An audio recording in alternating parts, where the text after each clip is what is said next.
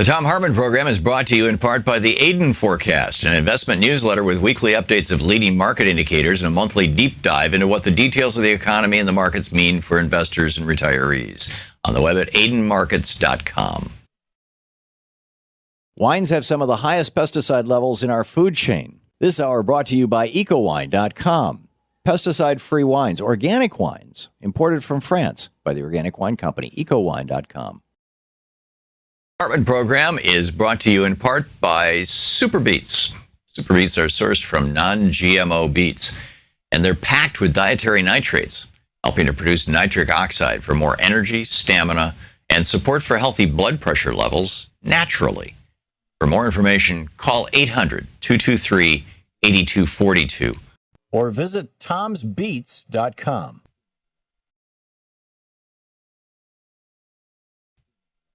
Welcome back. Thom Hartmann here. Finally back from our trip to the Salem Children's Villages and International Relief Organization. Had a great time. But it's the second week of the Free Speech TV Fund Drive, and we are in big trouble. Friday, we only received a little over $900. The day before that, just a little more. Normally we're shooting for $10,000 days, and we're hitting $1,000 days.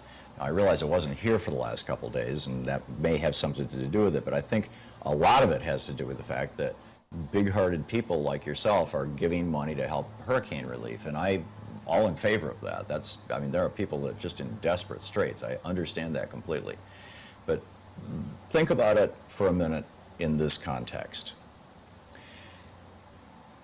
Professor Peter Wadhams, and Professor Veerahandra Ramaneth are two PhD climate scientists that I interviewed for a documentary that we're doing right now that will be coming out next year that Leonardo DiCaprio is producing. I interviewed these guys at Scripps Institution of Oceanography back about 4 months ago on camera for the movie. And they said, we think there's as much as a 5% chance that by the year 2100, that's 73 or 83 years from now, I can't do math in my head that fast, I guess that would be 73 years from now, that the entire human race will be gone if we continue on the current path. Now, it's extremely unlikely we're going to continue on the current path, but that's what the Trump administration is trying to do. In fact, they're trying to make it worse. So, on the one hand, we've got the symptoms of these insane policies. The hurricane, now you got Hurricane Maria coming, Juan, we've got all these hurricanes, so we've got all this climate change stuff that is literally killing people right now, killing thousands of people in South Asia, and displacing literally hundreds of millions of people around the world. Right now, as we speak, are climate refugees. So you've got that, and that's a very real problem that, we need to send some money and help out, or help out however we can, wake people up to. But on the other hand, you've got the cause of that problem. And the cause of that problem is that there's 410 parts per million of carbon dioxide in our atmosphere right now, and the standard at which the human race evolved was 250. We are almost double what is normal for the human race. The last time there was this much CO2 in the atmosphere, it was 6 degrees warmer, and no human being could have survived on this planet. And that's the direction we're heading. So I ask you, where are you hearing that message? Are you hearing it on CBS, on ABC, on NBC, on MSNBC, on CNN? Certainly, you're hearing the opposite message on Fox News. Don't worry, be happy, buy some Trump steaks or whatever. It's here on Free Speech TV. And without effectively sharing that message, this article just published yesterday in the Daily Mail, the chance of catastrophic climate change completely wiping out humanity in 2100 is 1 in 20. That's 5%. Now, if 1 out of every 20 airplanes fell out of the sky every day, literally, 500 airplanes a day, because there's around 10,000 planes in the air at any time, if 500 airplanes crashed every single day, do you think anybody would ever get on an airplane? But these idiots who are running our climate policy and the fossil fuel companies that have bought them off are just fine with that because they know that they're never going to get on a commercial airplane and they think they can live through this. So this is important, getting the word out. Free Speech TV, we are the ones who are going to save these people's lives by changing this. So please call now, 877-378-8669 and make a contribution. With $80, you get the Free Speech TV water bottle and the Stamp Stampede stamp. With $120, you get Mike Papantonio's book, Law and Vengeance, plus the water bottle and the stamp. You get that with everything, the anti-Big Pharma stamp. With $240 or $20 a month, you get Milton Mayer's book, They Thought They Were Free, Law and Vengeance by Mike Papantonio, and Free Speech TV water bottle. With $360, you get all of those books, plus Unequal Protection by me with an autographed plate in it. With a $480 contribution, you get all of those books, plus Nancy McLean's brilliant brand new book, Democracy in Chains. And with $1,000, we'll figure out how to get together, either here in Portland or in D.C. I'm going to be going back and forth from time to time, and we'll have a meal together. But it's a great time of year to be acquiring some really, really good books to use as gifts for people that you love and care about. Whether they be birthday or holiday gifts, Hanukkah, Christmas, whatever it may be for you. But it's also a great way to support Free Speech TV. And Free Speech TV, we have to get this message out, because the media is totally bought off by the fossil fuel industry and is not talking about this stuff. And we need to do that. And we can only do that if we can keep the lights on and we can keep this network running. We are so far behind. We have raised, in the last week, the amount of money we normally raise in 2 days. We desperately need your help now. Please call 877-378-8669. 877-378-8669. You can also donate on the website at freespeech.org. Thank you so much for caring and for participating and for joining our family. Thank you.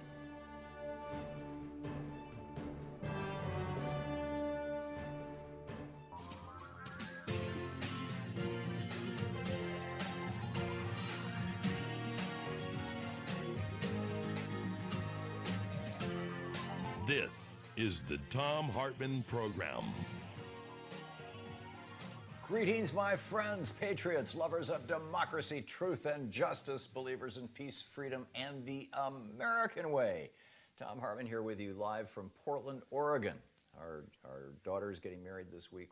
Louise and I are here. We're having a fine time. Yes, I'm broadcasting against a blank wall. We're going to do something about that tomorrow, but it's not a hostage situation. My. Anyhow, strange news. First of all, I've really missed you, and I had a wonderful trip to Germany, and this is the SalemInternational.org organization. In fact, one fellow, his name is Mike, heard me on Wednesday talking about this, and he was in Germany, and he came over and spent a couple days and visited and everything. It was great. Nice guy to meet. He works for American Forces Radio, in fact. So anyhow, a lot going on, and the main thing, everywhere I went, while I was in Germany, everywhere I went, people wanted to ask me about Donald Trump and about what are the Republicans doing, and has America gone crazy? And it wasn't just this guy's gross and is he, grabbing women and all that kind of stuff. It was more the genuine concern that in his rush to quote, make America great again, that he was going to come out somehow just destroy the economy or blow up the world order or crash the stock market. And a lot of people very, very worried. I mean, worried to the point of trembling in their voices about what Trump might do with North Korea. And of course, Trump just gave a speech at the United Nations about North Korea. So, in fact, the details are pretty amazing. This is there's a lot to get to today, and we'll be getting to your calls too. So feel free to give us a shout. But here's what Donald Trump said this morning. He said, here, let me start at the beginning. The United States has great strength and patience, but if it is forced to defend itself or its allies, we will have no choice but to totally destroy North Korea. Now, if I was a North Korean, I would take that as a threat, as a fairly serious threat. If I was a South Korean, I'd frankly be very, very concerned about that. He went on to say, Rocket Man is on a suicide mission for himself and for his regime, referring obviously to Kim Jong-un. The United States is ready, willing, and able, but hopefully this will not be necessary. I sometimes wonder, if you've got a couple of authoritarians, basically. We've got, the authoritarian Trump and the authoritarian Kim. And in a very real way, that's what's going on. I mean, Kim Jong-un has been dealing with people like, prior to this, George W. Bush was not so much of an authoritarian. At least he didn't play one on the world stage. I suppose that's debatable given what happened in Iraq and Afghanistan, but nothing like Trump, let's say. And of course, Barack Obama was a diplomat. President Obama, wanted to work things out, and Bill Clinton, to a large extent, the same thing, wanted to work things out. And in fact, Bill Clinton had actually worked out a freeze with Kim Jong-un for their nuclear program. Or actually, I think it was with Kim's father he worked out that deal. And because Kim's only been in power for 6 years. So Bill Clinton, worked out this deal, and everything, everything was frozen, everything was fine, because what Kim wants, and frankly, what I think probably most countries around the world that we tend to vilify, unfortunately, want more than, hey, we got nuclear weapons. They want respect. They want to be viewed as legitimate. They want to be viewed as an essential and legitimate and meaningful part of the international community.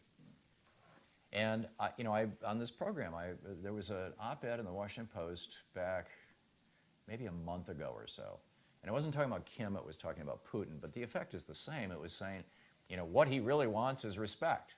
Well, that's fairly obvious. But then the article said, we must not give it to him. Well, wait a minute. Why not give Putin respect? Why not give Kim respect? What does that cost to say we acknowledge that you're the leader of a nation? Now let's talk one leader of a nation to another leader of a nation, rather than this. Oh, you're some kind of evil person. I mean, we all know Kim is crazy. He murdered his half brother, for goodness sake. I mean, in North Korea, if you don't smile enough when his name is mentioned, your life is at risk. Of course, it's a horrible regime. But you're not going to get anywhere by yelling at Kim about how horrible he is. He'll just say, well, those are your standards and these are mine. But what about interacting country to country? In other words, what about diplomacy? Bill Clinton was successful with this. And then George W. Bush gave that Axis of Evil speech that David Frum wrote. And, I don't know if David Frum is still having trouble or ever had trouble sleeping over that, but I sure would. That speech in which George W. Bush got up there and I don't recall if it was a joint address to Congress, a State of the Union address, or before the UN. I'm pretty sure it was a State of the Union address.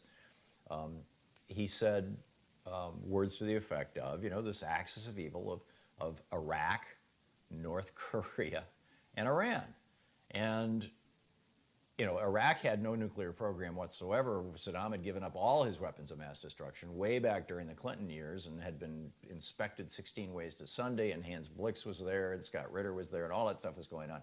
So, Bush was essentially lying about that, and Saddam Hussein had no ability to acquire nuclear weapons, or at least quickly, So there was no threat there to us, and frankly, even to his neighbors, at all.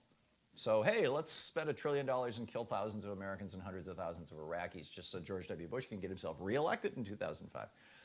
So there was that. But then the other piece of the fallout was that both, we had a deal with Iran too, where, they had frozen their nuclear program. And we had a deal, we didn't have a deal with Iraq because they didn't have a nuclear program. But we had deals in place that Bill Clinton negotiated by and large with both North Korea and Iran. And both of these countries, there were IAEA inspectors on the ground, there were cameras continually monitoring things, what was going on. And George W. Bush comes out and makes this stupid statement, oh, these people are evil. Define evil. What the heck does that mean? And what does that mean in this context? So, it's political rhetoric. It was what Bush told his biographer in 1999, Mickey Herskowitz, that he was going to do if he became president, was have a real war so he'd get the political capital that his daddy didn't get because he only had a 3-day war.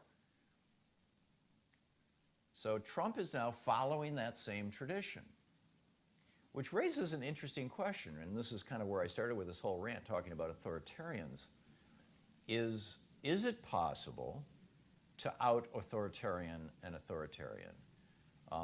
It may be if you have relative parity, like for example, Trump and Putin. We both have equal nuclear weapon arsenals, but with basically a trapped mouse, which is Kim Jong-un.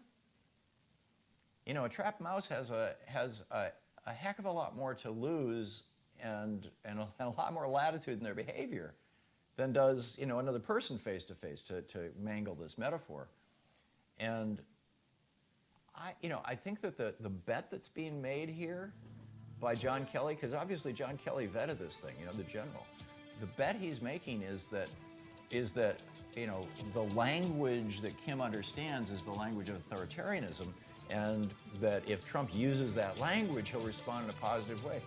I agree that he's an authoritarian, but I disagree that he's going to respond that way.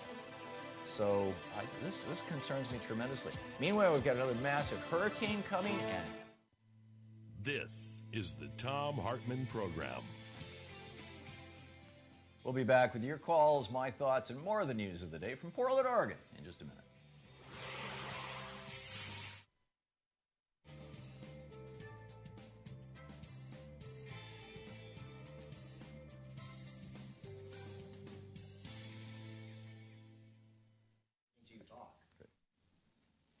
And welcome back.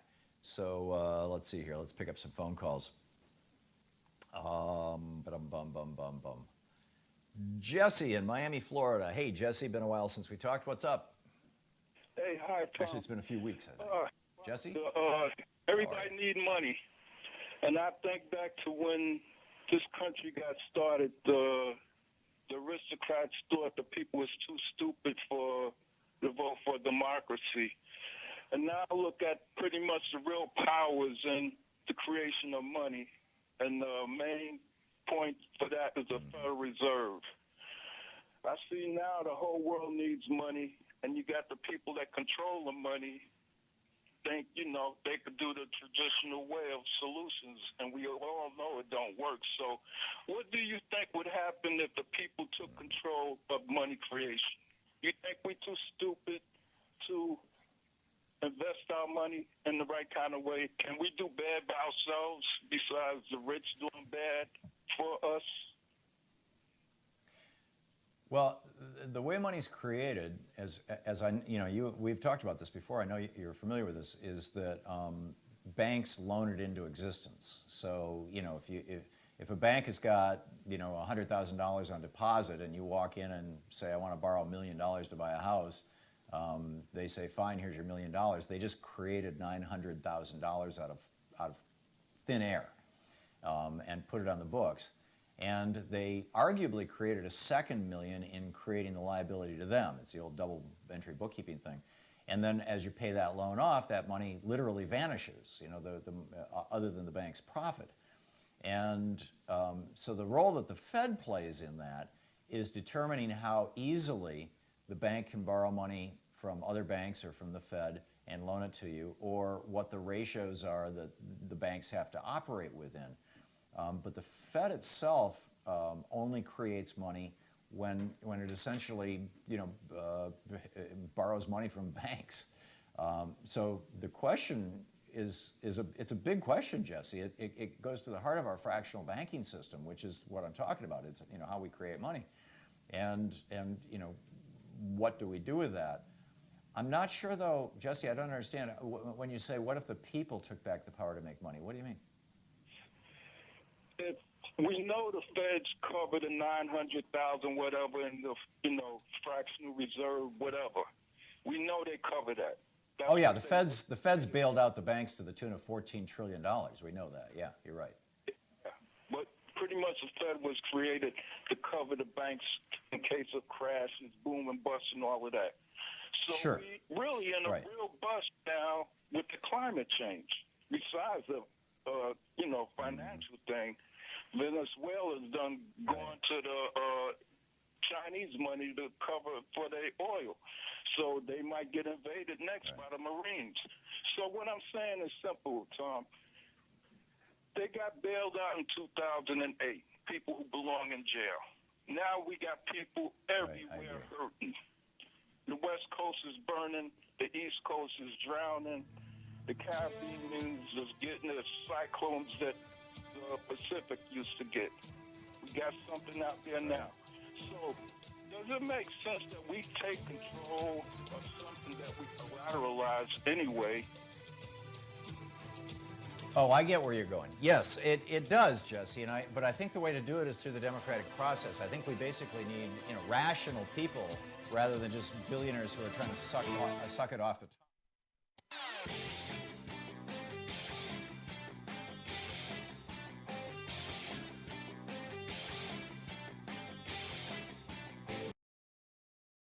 Hi, I'm Heather with Free Speech TV. Your support, whether through giving of donations, volunteering, or even spreading the word, has made it possible for the only independent progressive news network to sustain for more than 20 years. Now, you can give to Free Speech TV through the Branch of Gratitude. This program is a sustainable way to give that reduces waste through paper mailing, postage, and staff hours. By choosing to participate in the Branch of Gratitude, you are joining hands with the socially conscious community and sending a message to the world that Free Speech TV is not only here to stay, it is here to thrive. Please call 877-378-8669 or go online to freespeech.org. Make a difference and join the Branch of Gratitude today.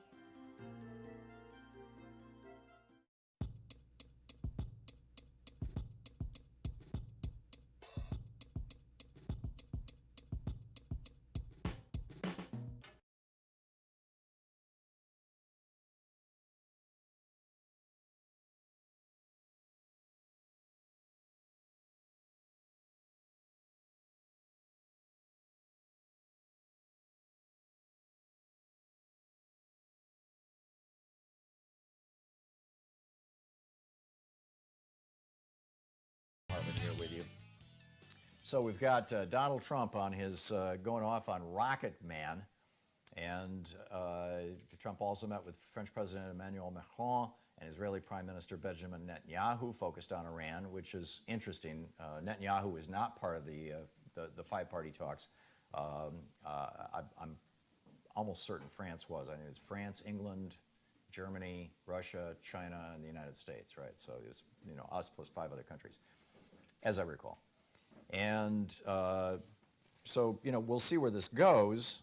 Oh, Trump was also talking about UN money. It's the old John Bolton nonsense. But so there's that.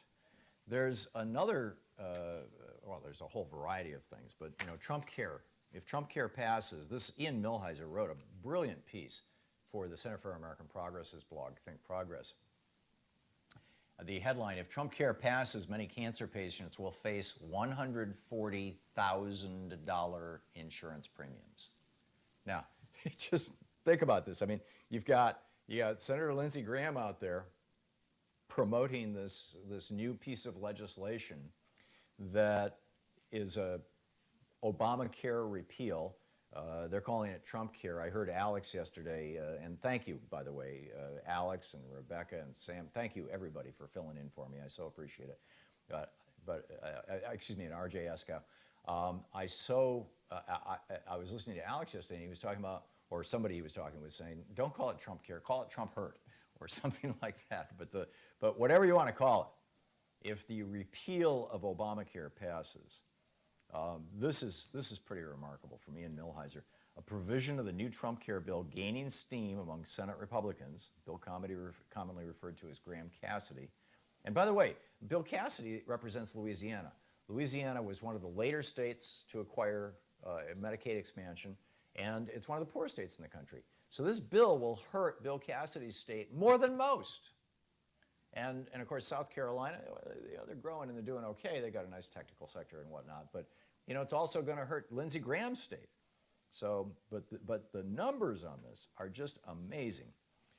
It's a new provision in the new Trump Care bill gaining steam among Senate Republicans. Would allow many insurers to drive up premiums the minute someone gets sick. This is the brilliant idea that the Republicans have. You get sick, guess what? You lose your insurance, or the price goes up. I mean, this is nuts. The provision allows states, now this would have to be done on a state-by-state basis, but we've got, almost some 30-odd states that are run by heartless Republicans. By Republicans who only care about billionaires and transnational corporations, by Republicans who want to continue the money flowing from the health insurance industry and from the big pharma industry and all this sort of thing. So the provision would allow states to obtain waivers from the Affordable Care Act's requirement that no one can be charged a higher premium because of, quote, health status related factor. Now, what that is legislative weasel words for, if you get sick, we can raise your premiums. Now, how much can they raise your premiums? And, I've been through this. Louise and I have both been through it. I had prostate cancer. She had breast cancer. Cancer is no fun. It's very expensive. We had insurance. It was commercial insurance, so it cost both of us thousands and thousands of dollars. And if I didn't have a decent income or, whatnot, I mean, for the average person, even a $5,000 or $10,000 bill from a $100,000 or $200,000 surgery and chemo and, all those guys, we can wipe them out. Well, we didn't get wiped out, but, it hurt. But what would the premium become if either one of us was to get sick again? Well, let's see here.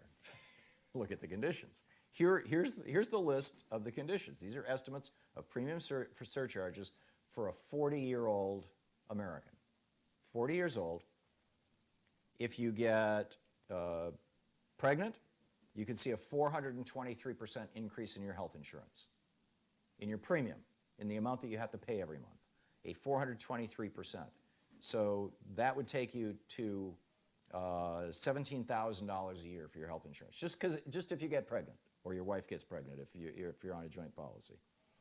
But where it gets real interesting is if you have lung, brain, or other severe cancers, it could cost you your health insurance premiums, the amount of money you pay to your insurance company. This is not just the copay and whatnot that you have to pay to the hospital and the doctor and everything, but the amount you have to pay your insurance company goes up to $72,000 a year under this new Republican proposal. And if you get metastasized cancer that has moved from one organ to another, like breast cancer that goes into the liver kind of thing, your insurance company can charge you $142,000 a year just to keep your policy.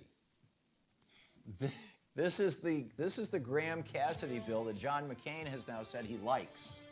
You might want to give your congressman or your senators a call on this. I mean, this is just one of the more grotesque provisions of it. But $140,000 surcharge? Now that's a surcharge. That's in addition to your regular $6,000, $8,000, $10,000 a year premium. So give Congress a call and let them know what you think. Pick up your phone calls right after the break. It's so nice to be back. You're listening to the Thom Hartmann Program. Call 202-808-9925.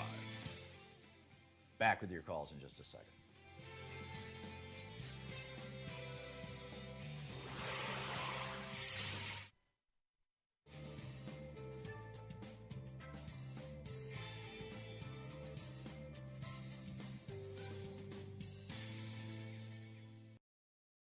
Welcome back. Thom Hartmann here. Finally back from our trip to the Salem Children's Villages and International Relief Organization. Had a great time. But it's the second week of the Free Speech TV fund drive, and we are in big trouble. Friday, we only received a little over $900. The day before that, just a little more. Normally we're shooting for $10,000 days, and we're hitting $1,000 days.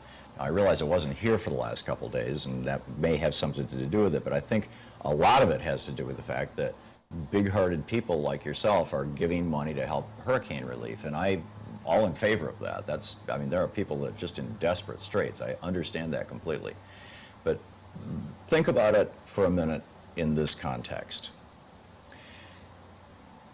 Professor Peter Wadhams, and Professor Veerahandra Ramanath are two PhD climate scientists that I interviewed for a documentary that we're doing right now that will be coming out next year that Leonardo DiCaprio is producing. I interviewed these guys at Scripps Institution of Oceanography back about 4 months ago on camera for the movie.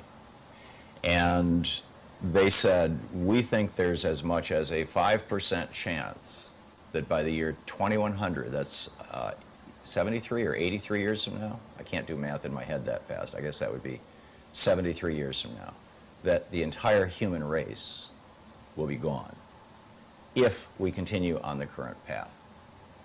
Now, it's extremely unlikely we're going to continue on the current path, but that's what the Trump administration is trying to do. In fact, they're trying to make it worse. So, on the one hand, we've got the symptoms of these insane policies.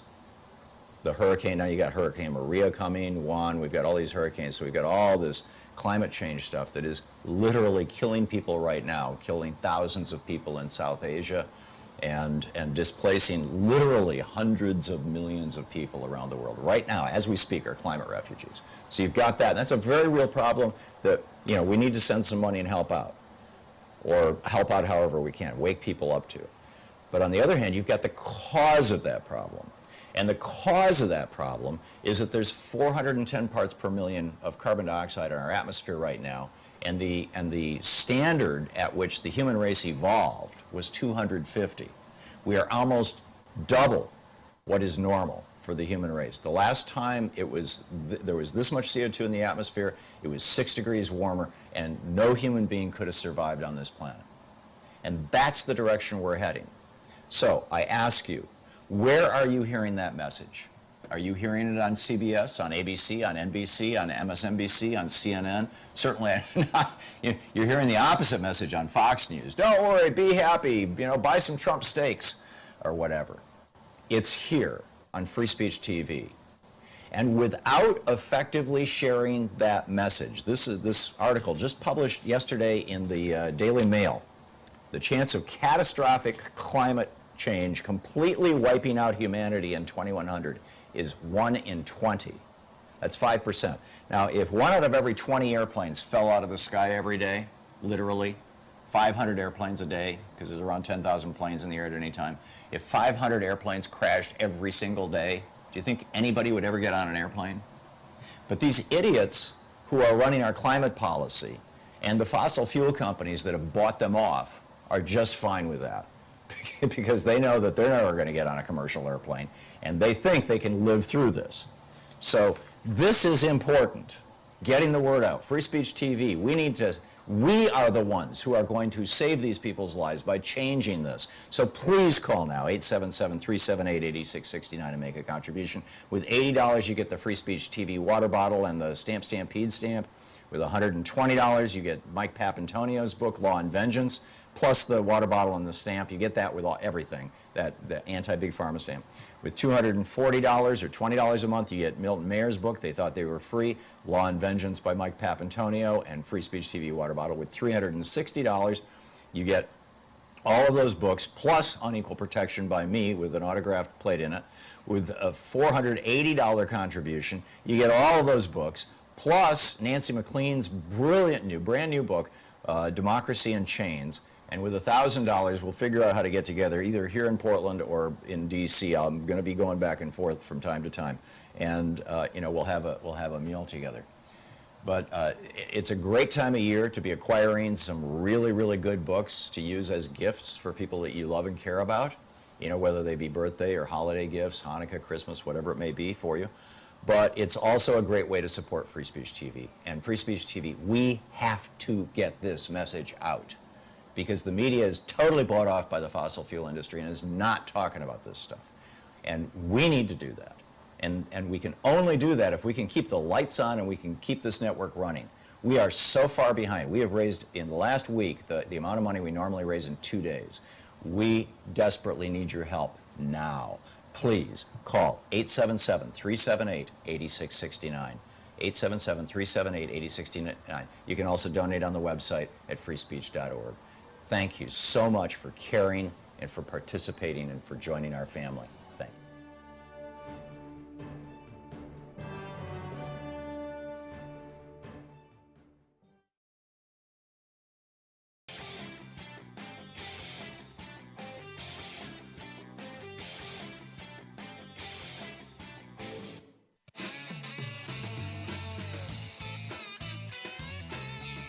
Welcome back. Thom Hartmann here with you.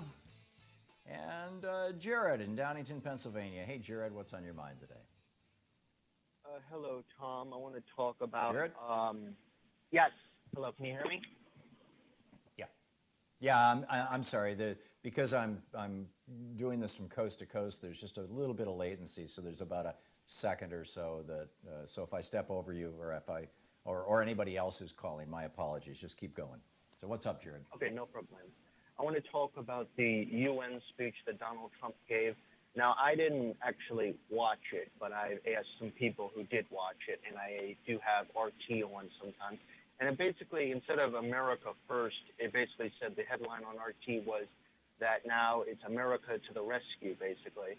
So from what I've been reading, it's basically Bush's Axis of Evil speech 2.0. And yeah, that was my point earlier. Iraq, Yeah, and that didn't work all that well with Iraq either. Yeah, exactly. And instead of Iraq, it's probably now Venezuela and North Korea and Iran. And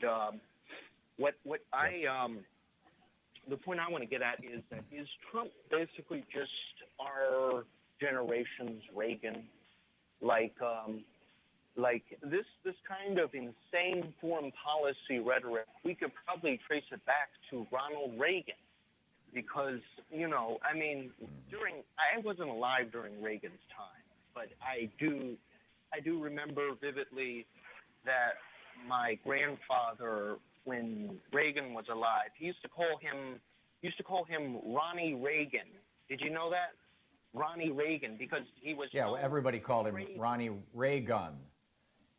Yeah, Reagan, as in two words. That's exactly what we called him. Yep. Yeah. Because he was so common. Crazy with his. Well, the main thing that he was crazy about was he had starred in a movie back in the 50s or 60s, in which a country had developed a giant X-ray laser, whatever, weapon that they could shoot down missiles.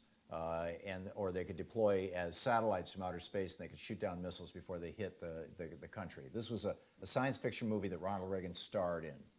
And somehow in his addled brain, he believed that that was actually good, viable science, and that the technology existed, and that became Star Wars, which we've spent now, $3-4 trillion on, and we still don't even have a single working prototype.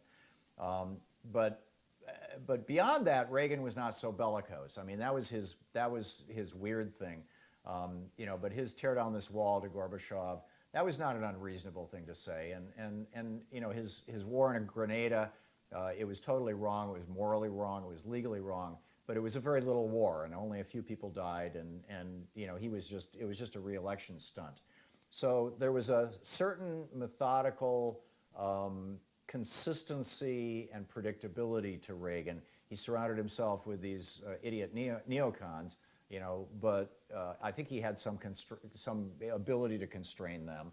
He genuinely, temperamentally, Ronald Reagan, I think deep down inside was probably a reasonably decent person. His son certainly is, Ron Jr. is just an absolutely wonderful human being. And and so, you know, I don't think Reagan was crazy. I think he was a tool, a stooge, basically, for the billionaire class and the people who supported him and made him, you know, wealthy and famous, both with the GE Theater, which was a great opportunity that his brand new father-in-law with his second wife, Nancy Davis, got him. But there was a consistency there and a predictability. I don't think that Donald Trump is this generation's Ronald Reagan, because I don't think that Donald Trump has core beliefs. I don't think he is consistent. I don't think he has any understanding of history. Ronald Reagan actually had a reasonably good understanding of American history. He lived through the Great Depression. He lived through World War II. He understood all that stuff, right? I don't think Trump understands any of that stuff, or only in a superficial bumper sticker Fox News kind of way. And finally, Donald Trump is willing to just, you know, in what he thinks is a positive thing, be completely unpredictable, in quotes. And for example, you know, cutting his deal with Chuck and Nancy. I don't object to that. I think that's just fine, but it's got the Republican Party freaking out. So I don't see an analogy, frankly. I see two terrible presidents, but for very, very different reasons. Is my logic making sense to you, Jared? Yeah, I understand what you're saying. Maybe that was a bit. Maybe it's because just of how extreme the Republican Party is, that, you know, Donald Trump has moved so far to the right that, you know, I mean, like simple things like DACA nowadays is considered, you know, something we can use as a bargaining chip for, you know, like millions of people in this country, instead of, you know, actually doing something to grant amnesty. And, you know, Reagan himself, you know, granted amnesty for, you know, millions of people that a lot of people seem to forget. 6 million, yeah. And yeah, yeah, exactly. yeah, absolutely. Now, so, yeah, yep. Okay, Jared, I got to move along, but thank you. It's a great question, and one that I'm guessing probably a lot of people are asking. Jeff in Fort Bragg, California. Hey, Jeff, what's on your mind today? Hi, Tom. Thanks for taking my call. Appreciate your program very much, and it was discovering Free Speech TV was the best outcome of the back surgery I had 5 years ago, and I was laying in bed, came across the channel because it's high up on the Dish Network channels. But did you have, if I may change the topic for just a second, did you have spinal fusion surgery by any chance? No, I had titanium rods and screws installed. Ouch. Okay, I've got a surgeon that did my work a year ago who's saying, well, it's time to fuse those spines. That disc is gone, and I'm fighting it. But anyhow, that's not what you called. You called about the draft, right? What's up? Yes, that's correct. As we're coming up on the 50th anniversary of the first organized draft card turn-in back in '67, I also had heard you say that you were in favor of reimposing the military draft, but I've never heard you explain why. If you could let me know that.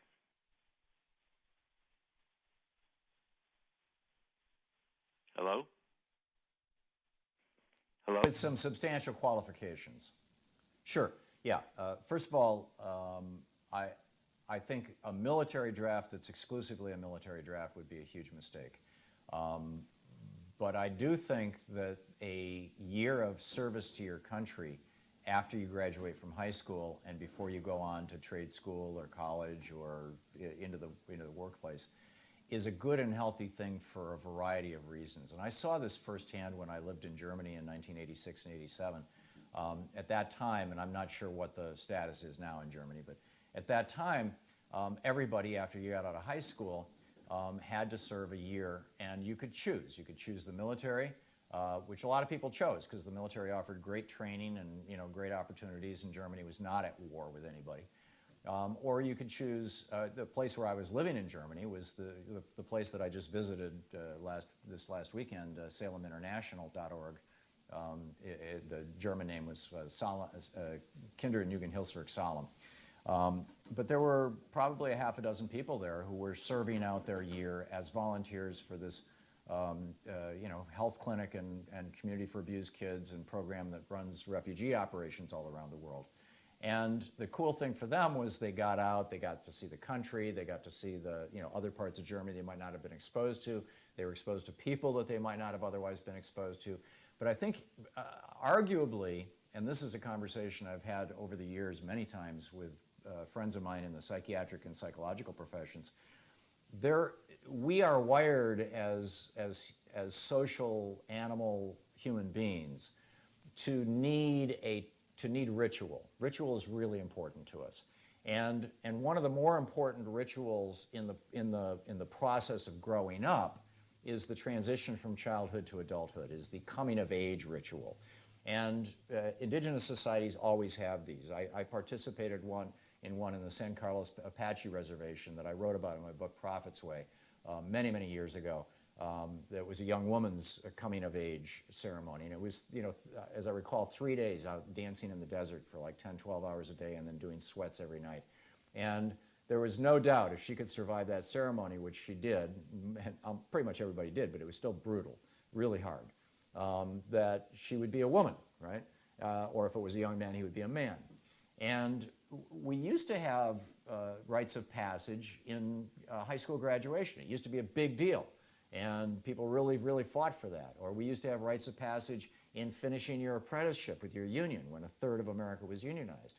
But we've lost our rites of passage by and large, and they've become all kinds of blurred to the point that you've got people who are now in their 30s who are still essentially, and I don't mean this in a negative way, to say that they're behaving like children in that they're living in their parents' basement and eating their parents' food and whatnot, but just have not yet made that full transition. And I realize that there's a lot of economic reasons for that too. But there's this human emotional thing of, okay, I have left behind the ways of childhood and I am now joining the ways of adulthood. And typically those kind of transformations involve some sort of journey, some sort of vision quest, some sort of going out, going beyond your normal boundaries and exploring things. And a year of community service or a year in the military, if you're inclined, accomplishes that. And my perception, I've been and worked, in societies that do that in Germany, in Israel and other places. I think it would be a really good thing for the United States. I also think it's much less likely that we'd get in more stupid wars if even the children of members of Congress had to commit to that year of service. So that's my rationale, Jeff, and I'm You're listening to Thom Hartmann. Visit thomhartmann.com for audio and video archives. Thanks for the call.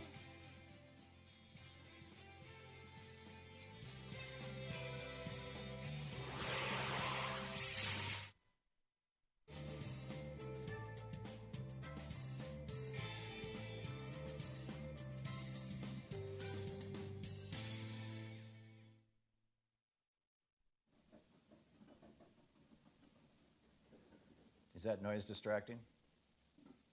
The wind? Okay. And welcome back. Omar, watching us on Free Speech TV in Herndon, Virginia. Hey, Omar. I'm on Free Speech. Hello? Tom, thank you so much for taking my call. Omar? Yes, can you hear me? Hello? What happened?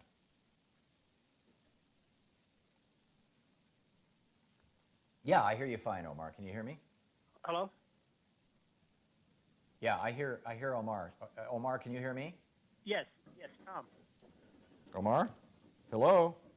Yes. Can you Tom. hear me? I can Omar? hear you, but I don't know if you can. Yes, I can hear you. Yeah, go ahead. Yeah, I just wanted to ask really quick, what do you think about allowing the Republican, basically handing them a rope to hang themselves? Okay, just start talking. There's a delay. If I just wanted to know about the Republican, what's wrong with letting them hang themselves with the rope? I think that's a great metaphor for what Chuck and Nancy are doing. And that way in 2018 and 2020, Yeah, specifically, how would you do that, Omar? I get the metaphor. Well, basically, if they want to repeal it, let them repeal it. Yeah. Let the American people see. So specifically, how do you do it? Yeah, there's going to be a cost, but at least to see, so people can see that the Republicans. Oh, I see. You're talking about Obamacare. Yeah. Yes, Obamacare. Yes, and I think that's going to have reflect on Republican because 2018 they will lose, and 2020 they will lose, and we can go back and reverse everything and set it up the way we had originally.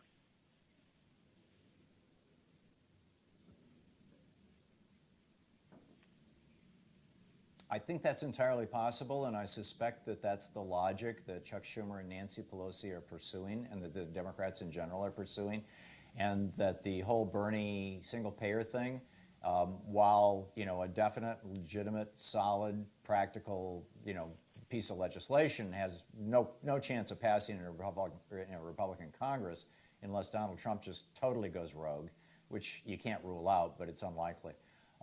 But what it's doing is the same thing that those 45 times that the Republicans in the House of Representatives tried to repeal Obamacare, because so many of their Republican constituents were watching Fox so-called news and listening to right-wing hate radio's lies, and they believed that Obamacare was going to crash the economy, that there were death panels, that old people were going to get euthanasia, all these horrible things.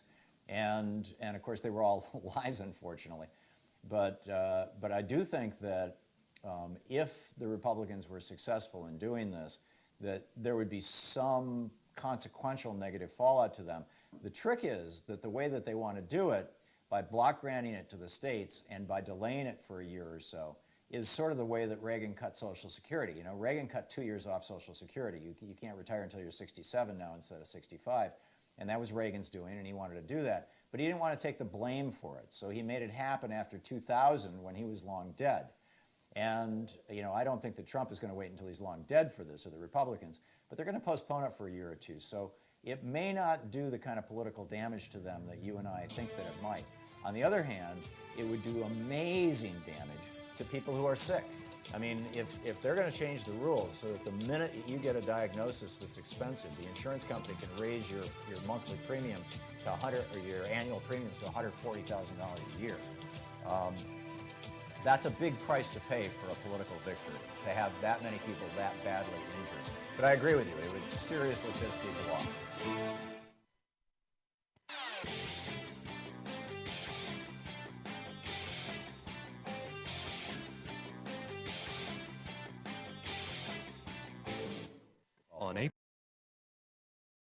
Hi, I'm Valerie with Free Speech TV. We're proud to provide you with independent, unfiltered news and documentaries. And as our valued viewer, you can help us continue bringing Free Speech TV well into the future. Join our Pearly Gate Rebels, our planned giving program. Your gift of any size will help ensure democracy endures through an informed citizenry. You can donate property, money, or assets. It's easy. My spouse and I are proud Pearly Gate Rebels. We're doing our part to ensure that Free Speech TV will be here to deliver thought-provoking news and information well into the future.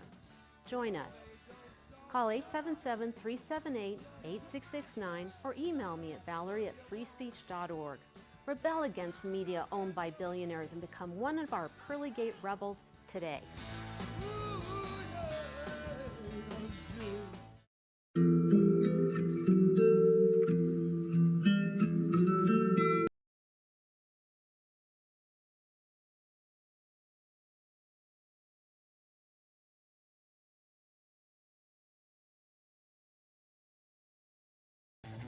Welcome back. And occasionally there's a little bit of a delay between your call and my call, so if we step over each other, just keep talking, don't worry about it, it's all good. John in Minneapolis. Hey, John, what's on your mind today? Yeah, I just wanted to connect neoliberalism and Kim Jong-un. I think that neoliberalism is really responsible for creating an economy or a dystopian society that is all we have to offer is bombs, lawyers, lobbyists, financialization, real estate, and Wall Street. And, if the Korean Peninsula were destroyed, where they actually make things or they design things and make them in China, we're going to be in a world of hurt, and then the destruction of Japan, besides not getting into the fact that that would be absolutely horrible to humanity. He's not worth it, Kim Jong-un. Yeah, and not to mention the fact that the minute that you go after Kim Jong-un, he's got, I've heard of various numbers, 20,000 is the one that I hear most commonly. Major cannons is not the right word. They've got these giant guns buried in caves in the mountains that overlook Seoul, Korea. I mean, Seoul's only 20, 25 miles from the DMZ, from the North Korean border. and they can lob missiles and things into North Korea with a second's notice that are not stoppable. That you can't just these are not guided missiles. You can't distract them with chaff or hack them or anything like that. And so there's I believe the population of Seoul is in the neighborhood of 10, 12 million, something like that, and those people's lives are at risk. And as Steve Bannon pointed out, there's no way to account for that. There's no way to prevent that from happening. I mean, even if you started raining nukes down on Kim, if he's got even 3 seconds advance notice, Seoul is gone, and he would do it. So this seems to me extremely irresponsible. Am I getting to the gist of what you're talking about, John? Oh, absolutely, absolutely. And it's not worth it. I mean, it's been my experience with the Cold War and living through the Cold War that these societies play themselves out. They can't keep it up. They don't deliver, and eventually they just, spontaneously, I don't know, combust. I don't know what you call it, because I've known people who lived through Brezhnev, lived through the Soviet. Well, we saw it's like the Arab Spring. Experienced all of that stuff. They don't deliver what people want. Yeah, and that's why communism failed. That's why the authoritarian regimes like Ceausescu and it's why even arguably it's why even Mussolini was hanged upside down. Yep. Yeah. So yeah, I agree with you. I think that this is dangerous rhetoric, and I don't see the goal of it other than Trump thinks that he can out testosterone Kim Jong-un, and that ain't going to happen. And the consequences of it could be really bad. On the other hand, there are things Kim wants, and there are things that we can give him that perhaps in exchange for him becoming a rational actor on the world stage. We may not like the way he runs his country. Hey, I don't like the way Saudi Arabia runs their country. But I'm not running around calling for regime change, and I don't think most Americans are. So, what do you do? Johnny in Lamarck, Texas. Hey, Johnny, what's on your mind today?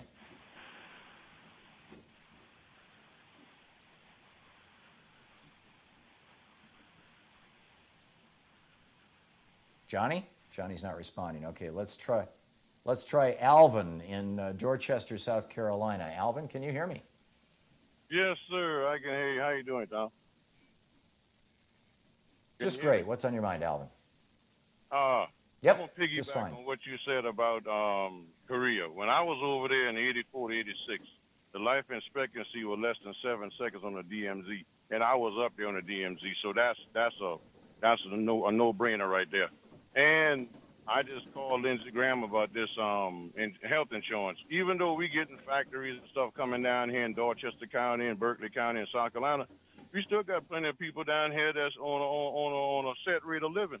That the rate over there ain't gonna be no $25 or $30 an hour to keep people out of poverty. On this health insurance. Why don't they just go ahead and accept it and make the health insurance better than what it is? That's the key thing. Like everybody else has. Go ahead.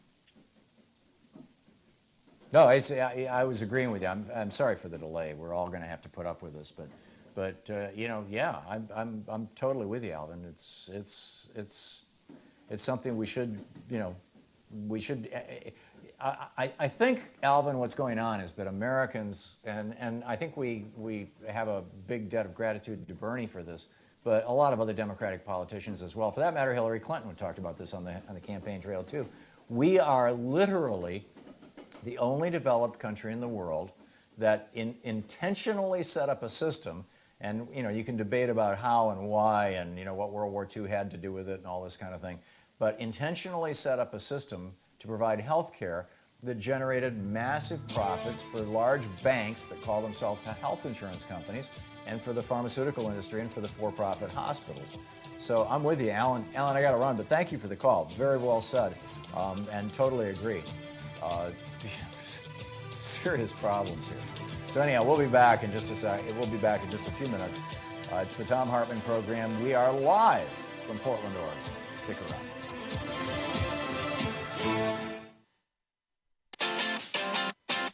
You're listening to Thom Hartmann.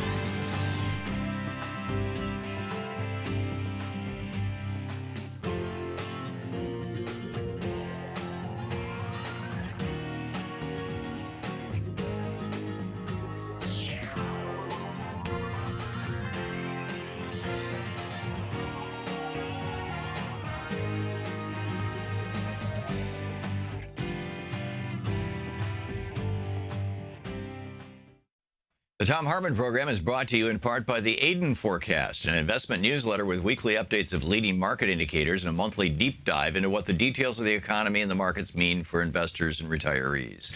On the web at aidenmarkets.com.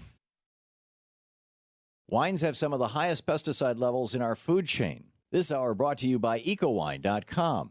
Pesticide-free wines, organic wines, imported from France by the Organic Wine Company, ecowine.com. Hartmann Program is brought to you in part by Super Beets. Super Beets are sourced from non-GMO beets, and they're packed with dietary nitrates, helping to produce nitric oxide for more energy, stamina, and support for healthy blood pressure levels naturally. For more information, call 800-223-8242 or visit tomsbeets.com.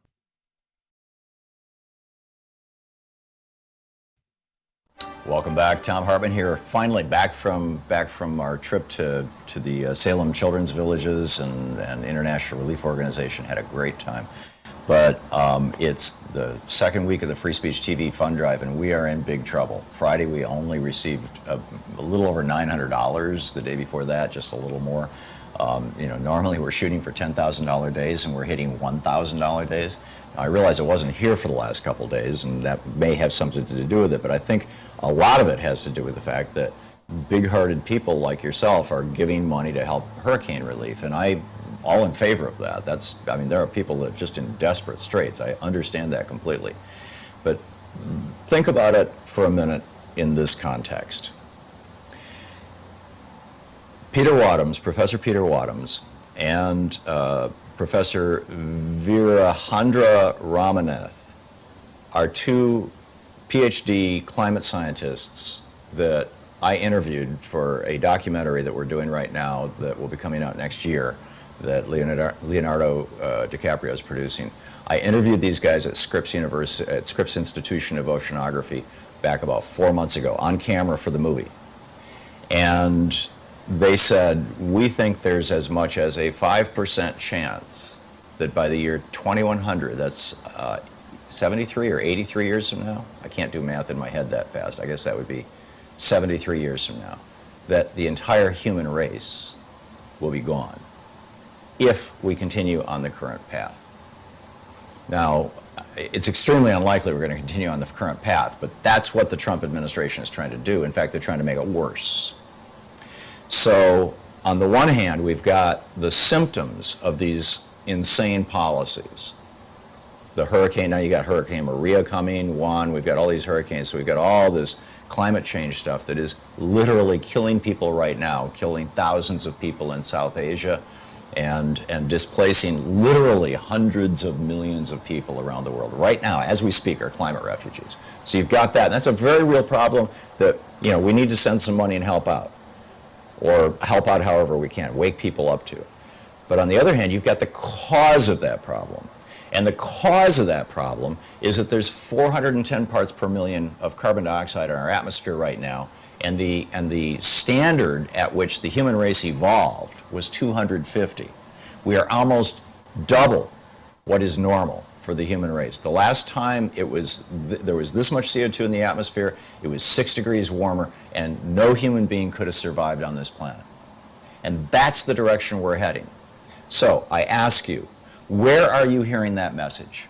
Are you hearing it on CBS, on ABC, on NBC, on MSNBC, on CNN? Certainly not. You're hearing the opposite message on Fox News. Don't worry, be happy, buy some Trump steaks or whatever. It's here on Free Speech TV. And without effectively sharing that message, this article just published yesterday in the Daily Mail, the chance of catastrophic climate change completely wiping out humanity in 2100 is 1 in 20. That's 5%. Now, if 1 out of every 20 airplanes fell out of the sky every day, literally, 500 airplanes a day, because there's around 10,000 planes in the air at any time, if 500 airplanes crashed every single day, do you think anybody would ever get on an airplane? But these idiots who are running our climate policy and the fossil fuel companies that have bought them off are just fine with that. Because they know that they're never going to get on a commercial airplane, and they think they can live through this. So this is important. getting the word out. Free Speech TV, we are the ones who are going to save these people's lives by changing this. So please call now, 877-378-8669 and make a contribution. With $80, you get the Free Speech TV water bottle and the Stamp Stampede stamp. With $120, you get Mike Papantonio's book, Law and Vengeance, plus the water bottle and the stamp. You get that with everything, the anti-Big Pharma stamp. With $240 or $20 a month, you get Milton Mayer's book, They Thought They Were Free, Law and Vengeance by Mike Papantonio, and Free Speech TV water bottle. With $360, you get all of those books, plus Unequal Protection by me with an autographed plate in it. With a $480 contribution, you get all of those books, plus Nancy McLean's brilliant brand new book, Democracy in Chains. And with $1,000, we'll figure out how to get together, either here in Portland or in D.C. I'm going to be going back and forth from time to time, and we'll have a meal together. But it's a great time of year to be acquiring some really, really good books to use as gifts for people that you love and care about. Whether they be birthday or holiday gifts, Hanukkah, Christmas, whatever it may be for you. But it's also a great way to support Free Speech TV. And Free Speech TV, we have to get this message out, because the media is totally bought off by the fossil fuel industry and is not talking about this stuff. And we need to do that. And we can only do that if we can keep the lights on and we can keep this network running. We are so far behind. We have raised, in the last week, the amount of money we normally raise in 2 days. We desperately need your help now. Please call 877-378-8669. 877-378-8669. You can also donate on the website at freespeech.org. Thank you so much for caring and for participating and for joining our family. Thank you.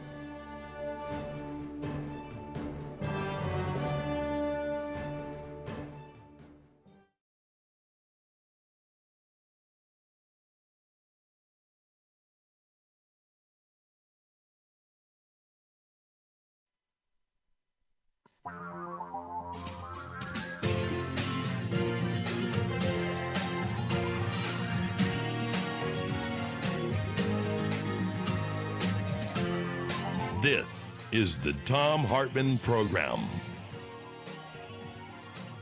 Welcome back. Thom Hartmann here with you.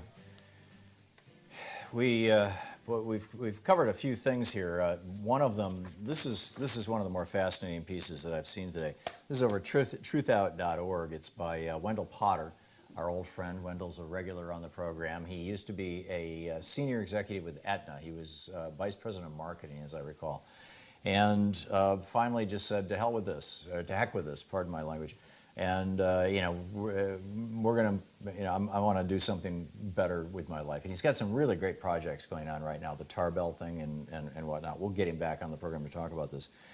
But he points out polls show that a growing number of Americans are warming up to the idea of single-payer health care.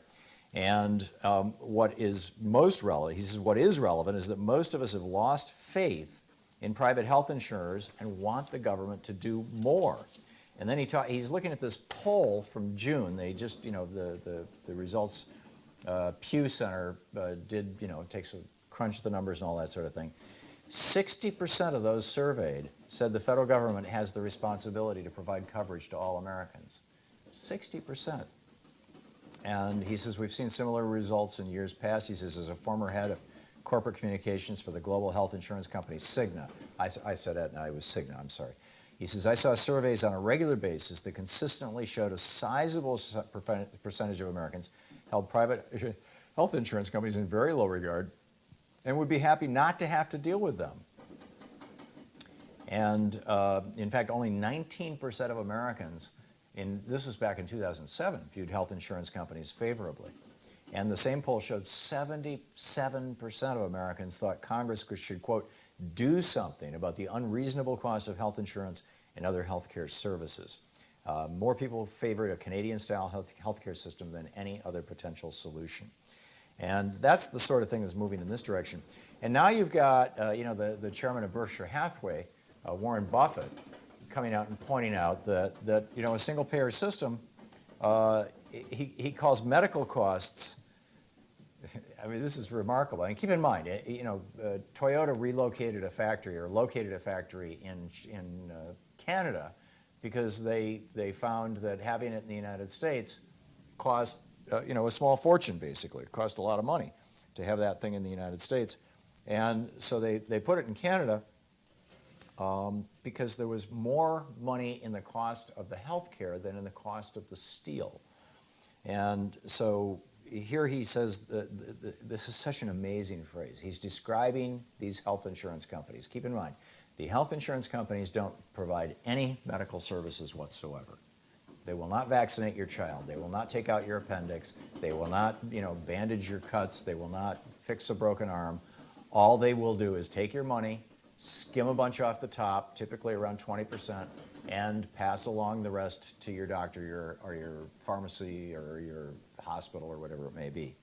So Wendell Potter describes them as the tapeworm of the American economic system. This is another consultant, healthcare consultant, a fellow by the name of Munger. He says the massive amounts of excess cost in the current U.S. healthcare system, which he described as a Rube Goldberg system that arose by accident. Well, it wasn't quite accident. I mean, it was in some parts, in some ways, a response to the World War II and all that. Is his reason for supporting single payer. PricewaterhouseCoopers has weighed in on this. They say the growing cost of medical costs in the employer insurance market are going to grow 2.6% next, or 6.5% next year. And by way of comparison, the consumer price index is going up a little more than 1%, 1.7%. So medical costs are tripled. They're growing 3 times faster than the cost of everything else, even when we have this low inflation rate, thanks to the Fed just, messing with our money supply, as it were. So as Buffett and Munger made their public declarations of support for single-payer systems, several like-minded business executives were forming, and this is amazing. I mean, this is, just keep in mind, just a few years ago, a public option was a bridge too far. Oh, let's let some people buy into Medicare. Now it's like, let's give everybody Medicare, right? And so anyway, and of course business executives and everybody, now they've created this organization called Business Leaders Transforming Healthcare. And the ultimate goal, they say, is single-payer healthcare in the United States. Richard Master, who is the CEO of a company called MCS Industries, which is the largest manufacturer of wall and poster frames in the United States, he founded this group after years of double-digit rate increases in his company's health insurance. And he said the biggest drivers of those were the prescription drugs. And he says, in fact, the cost of treating just 2 of his employees for Hep C was more than $260,000. And by the way, these are drugs that you and I paid to develop, by and large. The individual drug companies, they'll tweak a drug a little bit here and there. But the actual development of the drugs, the new families, the new categories, that's called basic research, generally speaking. I mean, it's not just raw R&D. It's like basic research. It's like thinking completely out of the box. We had penicillin. Well, we figured out that mold, because the Native Americans used to, well, actually even old, the European shaman, and the so-called witches or midwives, and there were, depending on your perspective, whether you were the Catholic Church or whether you were having your life saved. The knowledge was there that if you took some moldy bread and put it on a wound, that the infection didn't happen, right? So they knew about the mold and the penicillin, but then somebody thought, well, what about bacteria as a source of an antibiotic, right? And that got us all those drugs that end with acillin, amoxicillin and whatnot, or maybe it's the mycins. Yeah, it's the mycin, like streptomycin, neomycin. All those I believe, come from bacteria rather than mold. So we've got multiple sources out there. So to think of a whole new way to do this, well, gee, might there be some new kind of, something that can be used, that can be turned into a useful drug? That's not the kind of work, generally speaking, that drug companies do. Some of the new, the startup companies do, especially if they've got something they think is really hot. But most of that is funded by the National Institutes of the National Institutes of Health, and paid for with your and my tax dollars. And much of it is done at universities. They run the money into the universities do the research, and then, and then it goes out, and then the drug companies end up with it. I mean, this is how bizarre our laws are around this. Look at, Heather, what's her name, Joe Manchin's daughter, who runs the company that makes EpiPen, Heather Bresch, that she's, I mean, they're able to take a product that was literally developed in 1890. The epinephrine or epinephrine, I think it's pronounced epinephrine. The drug, it's an analog of adrenaline that you give somebody if they're having an anaphylactic reaction, an allergic reaction, and you give them the shot so that if they get a bee sting or eat some peanuts or something, they don't, their throat doesn't close up and they don't die. That drug was developed in 1890. The system for injecting that drug automatically that makes an EpiPen was developed by the U.S. military for use in field hospitals, as typically for morphine injection, for painkiller, for somebody gets a shot with a bullet, bang, okay, you're going to feel better soon. And they didn't have to go through all the whole song and dance of finding, and storing it and whatnot. It was a wonderful invention. But how did her company end up with this? And how did they end up the sole supplier? And so that they could take the product that cost them, pennies worth of the drug. I mean, literally pennies worth of the drug. And probably less than $1 or so for the injection mechanism, and sell it for what, $500, $600? I mean, these are the symptoms of a badly broken system, a system that we need to fix, and we need to get about fixing it right now. And what the Republicans are trying to do is just a complete mess. We'll be back with your calls.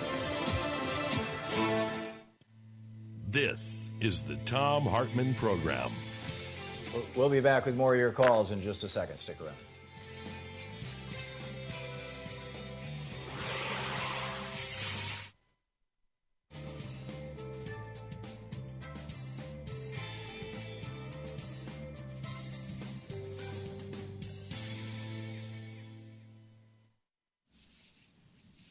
And welcome back. Johnny in Lamarck, Texas. You want to try it again, Johnny? Yeah, I can hear you and the callers both fine at the same time, so I know you can hear me. I like that financial tapeworm analogy. That's great. I would tell those tapeworms, you tapeworms better watch out, because if we can finance flood insurance for rich people building their beach homes over and again, we can afford national health insurance for everybody. Amen. Very well said. Hey, the reason I called, I'm a bit confused in regards to the North Koreans, or what we believe, or what we're told by our press, as to their desire for being recognized by the international community. Correct me if I'm wrong, but haven't we been told that the North Koreans already trade with countries like Germany? And also, why do they supposedly want recognition from the United States or Donald Trump right now? Yeah, the North Koreans trade with a lot of countries, but about 90% of their trade is with China. And these, and I'm not sure to what extent that's the result of UN sanctions or just the way things have worked out. I'm guessing it's probably more the latter than the former.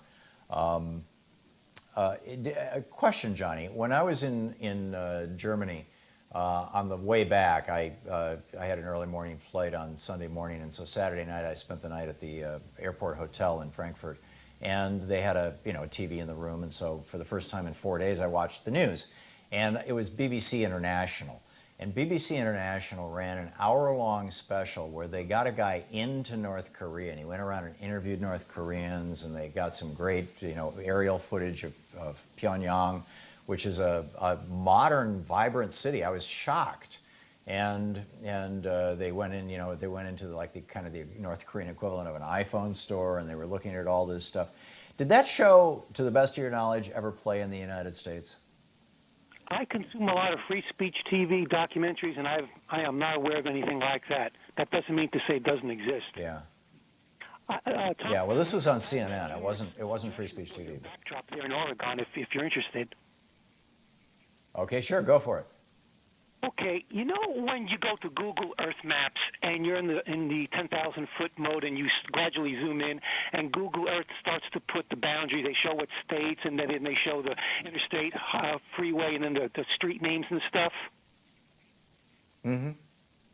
what you do is you have one of the United States, and you have on the left side the wide shot, and then on the right side a tight shot. And it shows in the tight shot you there in Oregon, and you have the wall shown for Oregon, California, Washington. Yeah. Yeah, a lot of possibilities. We're gonna go out this afternoon and try and figure something out. We've also there's a just directly opposite me behind the camera. There's a window that looks out on the Columbia River, and we're gonna experiment with this afternoon and see if we can use that as a shot. I'm just concerned that the light behind me would make it so that you couldn't see my face. But we're going to play around with this and try and get something better than just what looks like a ransom shot. Johnny, great to hear from you. Thanks so much for the call. We'll be back in just a minute.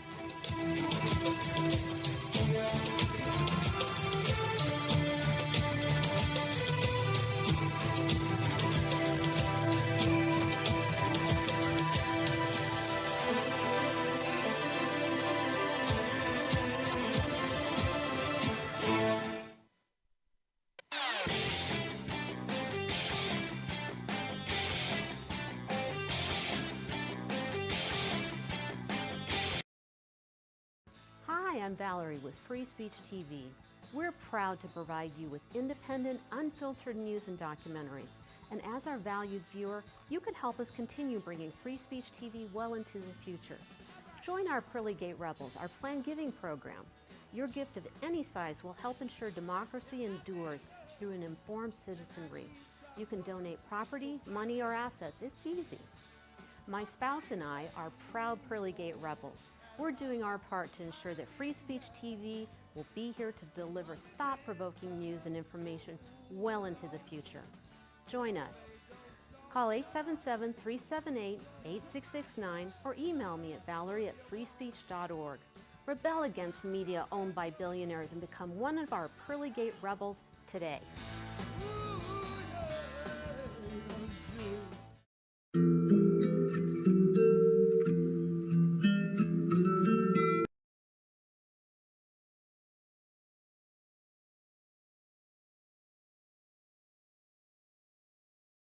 Back, Thom Hartmann here with you, broadcasting live from Portland, Oregon today.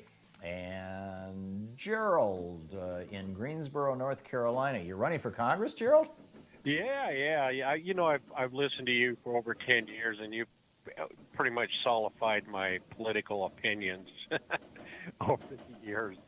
So, and first off, I wanted to best wishes for your daughter. Thank you. Yeah. Anyway, that's what I'm doing. I'm running against in a very red district. It's been gerrymandered pretty badly, and against a fellow by the name of Mark Walker. And I was just calling up to try to put in a shameless plug so I can get some name recognition out there. I know you have a large audience in Asheville, North Carolina.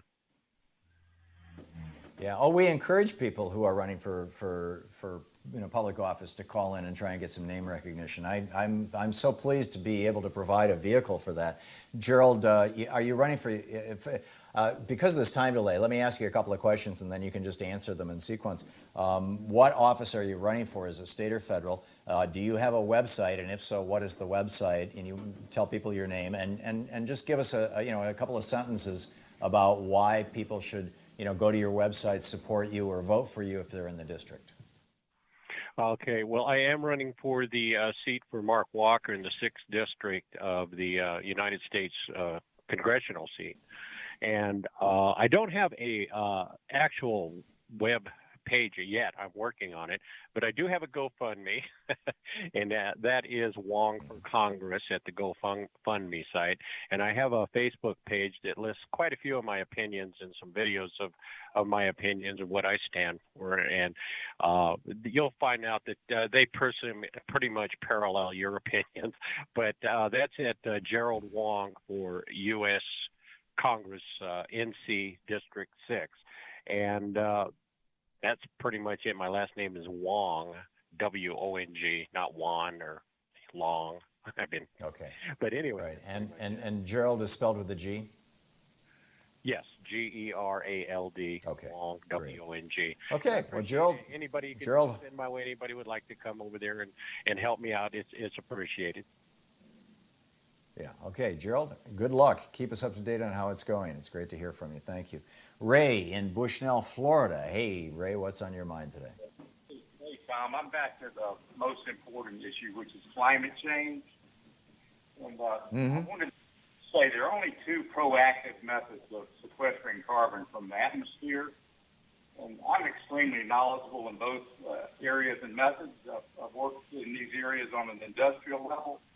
Now, the IPCC discusses it a little bit, but you never hear about it in the U.S. And one is agroforestry on a carbon farming level, and two, there's a special way to avoid oil, in a natural systemic process. And I can't find anyone to work with on this. There's no one doing anything about it in our country. It's very sad. And we have the largest tree farms in the country here, container tree farms. And we have huge potting soil companies. And I've worked for both of these industries for a long, long time. And I know the science very, very well. It's not known in that industry very well, but I know it from that point of view and from the scientific point of view. And I need the network. I can't find anyone. Climate change is literally censored here by the governor. And they don't allow anybody to discuss it. And I need the network. So I've left my information there with your assistant, my contact information. I know that you know a lot about it, having gone to Norway and that sort of thing, but I know a whole lot about this and what to do about it.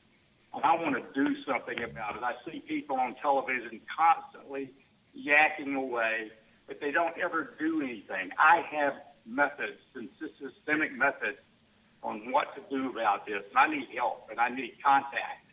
I don't know anything about that end of the business world. Ray, one of the best ways to get that kind of information out is to build a website around it or a Facebook page around it, and then just start promoting it, and it'll either catch on or it won't. I mean, people will kind of crowdsource vet it and let you know what they think about it and like that. But and Ray, thank you so much for the call. So let me encourage you to create something like that, and just like Gerald, who called a minute ago, feel free to call up and just give a plug for it. Louise and I were down in Costa Rica for this documentary that we're doing on climate change that's going to come out later this, actually it's probably going to be next spring. And there is a huge program down there, carbonunderground.org is the website. There's a huge project down there where they're doing soil sequestration. If you can bring dirt back to life, turn it back into soil, so it's got 1 billion microorganisms per teaspoon rather than just dead, sterile dirt, which is what you get from agricultural farming practices, or from industrial agricultural practices. But instead, if you can use what we call organic, but what for millions of years was called just the normal way of farming, right? If we could just go back to that, we could sequester an enormous amount of carbon. I mean, of that 410 parts per billion or per million carbon dioxide in the atmosphere, I don't know the exact number, but a consequential percentage of it is simply due to the loss of soil and forests. So you're onto something. You're listening to the Thom Hartmann Program. Call 202-808-9925. Back with more in just a second.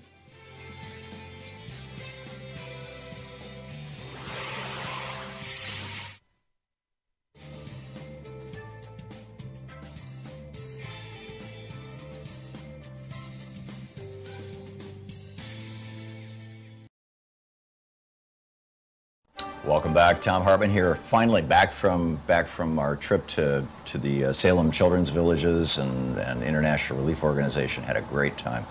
But it's the second week of the Free Speech TV Fund Drive, and we are in big trouble. Friday we only received a little over $900. The day before that, just a little more.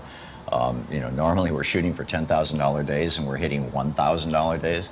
Now, I realize I wasn't here for the last couple of days, and that may have something to do with it, but I think a lot of it has to do with the fact that big-hearted people like yourself are giving money to help hurricane relief. And I all in favor of that. I mean, there are people that are just in desperate straits. I understand that completely. But think about it for a minute in this context.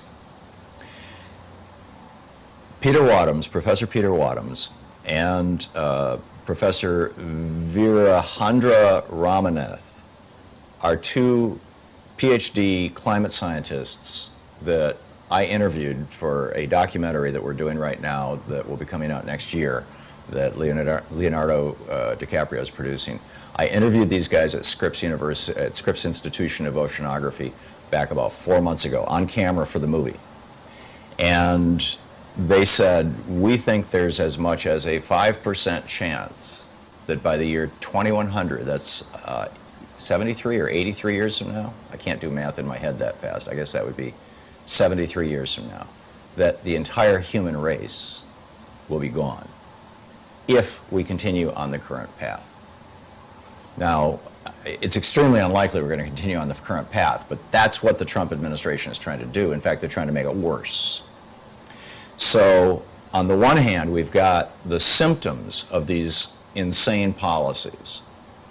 The hurricane, now you got Hurricane Maria coming, Juan, we've got all these hurricanes, so we've got all this climate change stuff that is literally killing people right now, killing thousands of people in South Asia, and displacing literally hundreds of millions of people around the world. Right now, as we speak, are climate refugees. So you've got that, and that's a very real problem that, you know, we need to send some money and help out, or help out however we can, wake people up to. But on the other hand, you've got the cause of that problem. And the cause of that problem is that there's 410 parts per million of carbon dioxide in our atmosphere right now, and the standard at which the human race evolved was 250. We are almost double what is normal for the human race. The last time there was this much CO2 in the atmosphere, it was 6 degrees warmer, and no human being could have survived on this planet. And that's the direction we're heading. So I ask you, where are you hearing that message? Are you hearing it on CBS, on ABC, on NBC, on MSNBC, on CNN? Certainly not. You're hearing the opposite message on Fox News. Don't worry, be happy, buy some Trump steaks or whatever. It's here on Free Speech TV. And without effectively sharing that message, this article just published yesterday in the Daily Mail, the chance of catastrophic climate change completely wiping out humanity in 2100 is 1 in 20. That's 5%. Now, if 1 out of every 20 airplanes fell out of the sky every day, literally, 500 airplanes a day, because there's around 10,000 planes in the air at any time, if 500 airplanes crashed every single day, do you think anybody would ever get on an airplane? But these idiots who are running our climate policy and the fossil fuel companies that have bought them off are just fine with that because they know that they're never going to get on a commercial airplane and they think they can live through this. So this is important, getting the word out. Free Speech TV, we are the ones who are going to save these people's lives by changing this. So please call now, 877-378-8669 and make a contribution. With $80, you get the Free Speech TV water bottle and the Stampede stamp. With $120, you get Mike Papantonio's book, Law and Vengeance, plus the water bottle and the stamp. You get that with everything, that anti-Big Pharma stamp. With $240 or $20 a month, you get Milton Mayer's book, They Thought They Were Free, Law and Vengeance by Mike Papantonio, and Free Speech TV water bottle. With $360, you get all of those books, plus Unequal Protection by me with an autographed plate in it. With a $480 contribution, you get all of those books, plus Nancy McLean's brilliant brand new book, Democracy in Chains. And with $1,000, we'll figure out how to get together either here in Portland or in D.C. I'm going to be going back and forth from time to time, and we'll have a meal together. But it's a great time of year to be acquiring some really, really good books to use as gifts for people that you love and care about. Whether they be birthday or holiday gifts, Hanukkah, Christmas, whatever it may be for you. But it's also a great way to support Free Speech TV. And Free Speech TV, we have to get this message out, because the media is totally bought off by the fossil fuel industry and is not talking about this stuff. And we need to do that. And we can only do that if we can keep the lights on and we can keep this network running. We are so far behind. We have raised, in the last week, the amount of money we normally raise in 2 days. We desperately need your help now. Please call 877-378-8669. 877-378-8069. You can also donate on the website at freespeech.org. Thank you so much for caring and for participating and for joining our family. Thank you.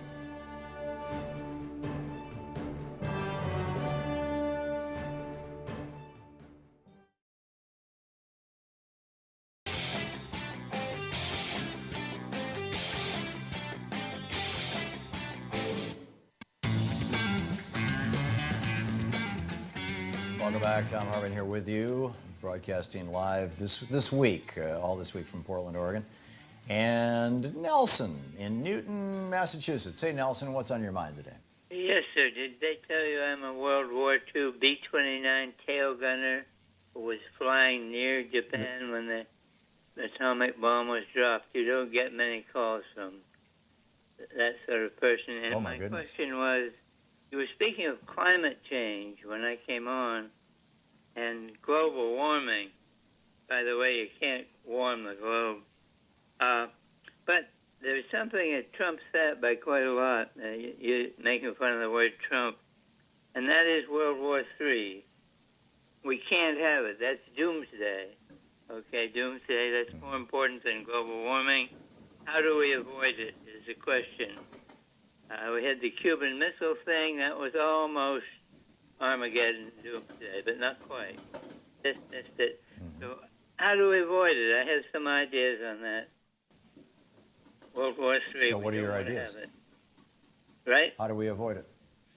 We avoid it, I think, by getting along well with one of the other great powers, and I say China, and I mean getting along well, becoming good friends, exchange students, and work in that direction, because if we could do that, become very close friends, then I don't say we rule the world, that's ridiculous, but we could control things so that World War III wouldn't occur. But World War III beats climate change by quite a bit, and that will change the climate a lot, by the way, World War III. And there's another point that I would like to make about China. If we get along well with them, one reason they know about us and like us, you ever hear of the Flying Tigers? Hello? Yes. The Flying Tigers. There's a museum in you're talking China now recently dedicated to them. Now that's a foot in the door, believe it or not, for getting along with China, because they remember that. If you read your history of the Flying Tigers, very interesting, very significant before World War II, and that's it. So we've got to do that, or else we're looking for a Cuban Missile. We were just lucky, it just happened to luck out. Yeah. The next time. Well, I don't think it was just. I don't think it was just luck, Nelson. I think Nikita Khrushchev was a rational actor, and John Kennedy was too. And that movie 7 Days in May, I think is the name of the movie that is the summary of the Cuban Missile Crisis. It kind of woke a lot of people up to it. But the problem with basically unipolar.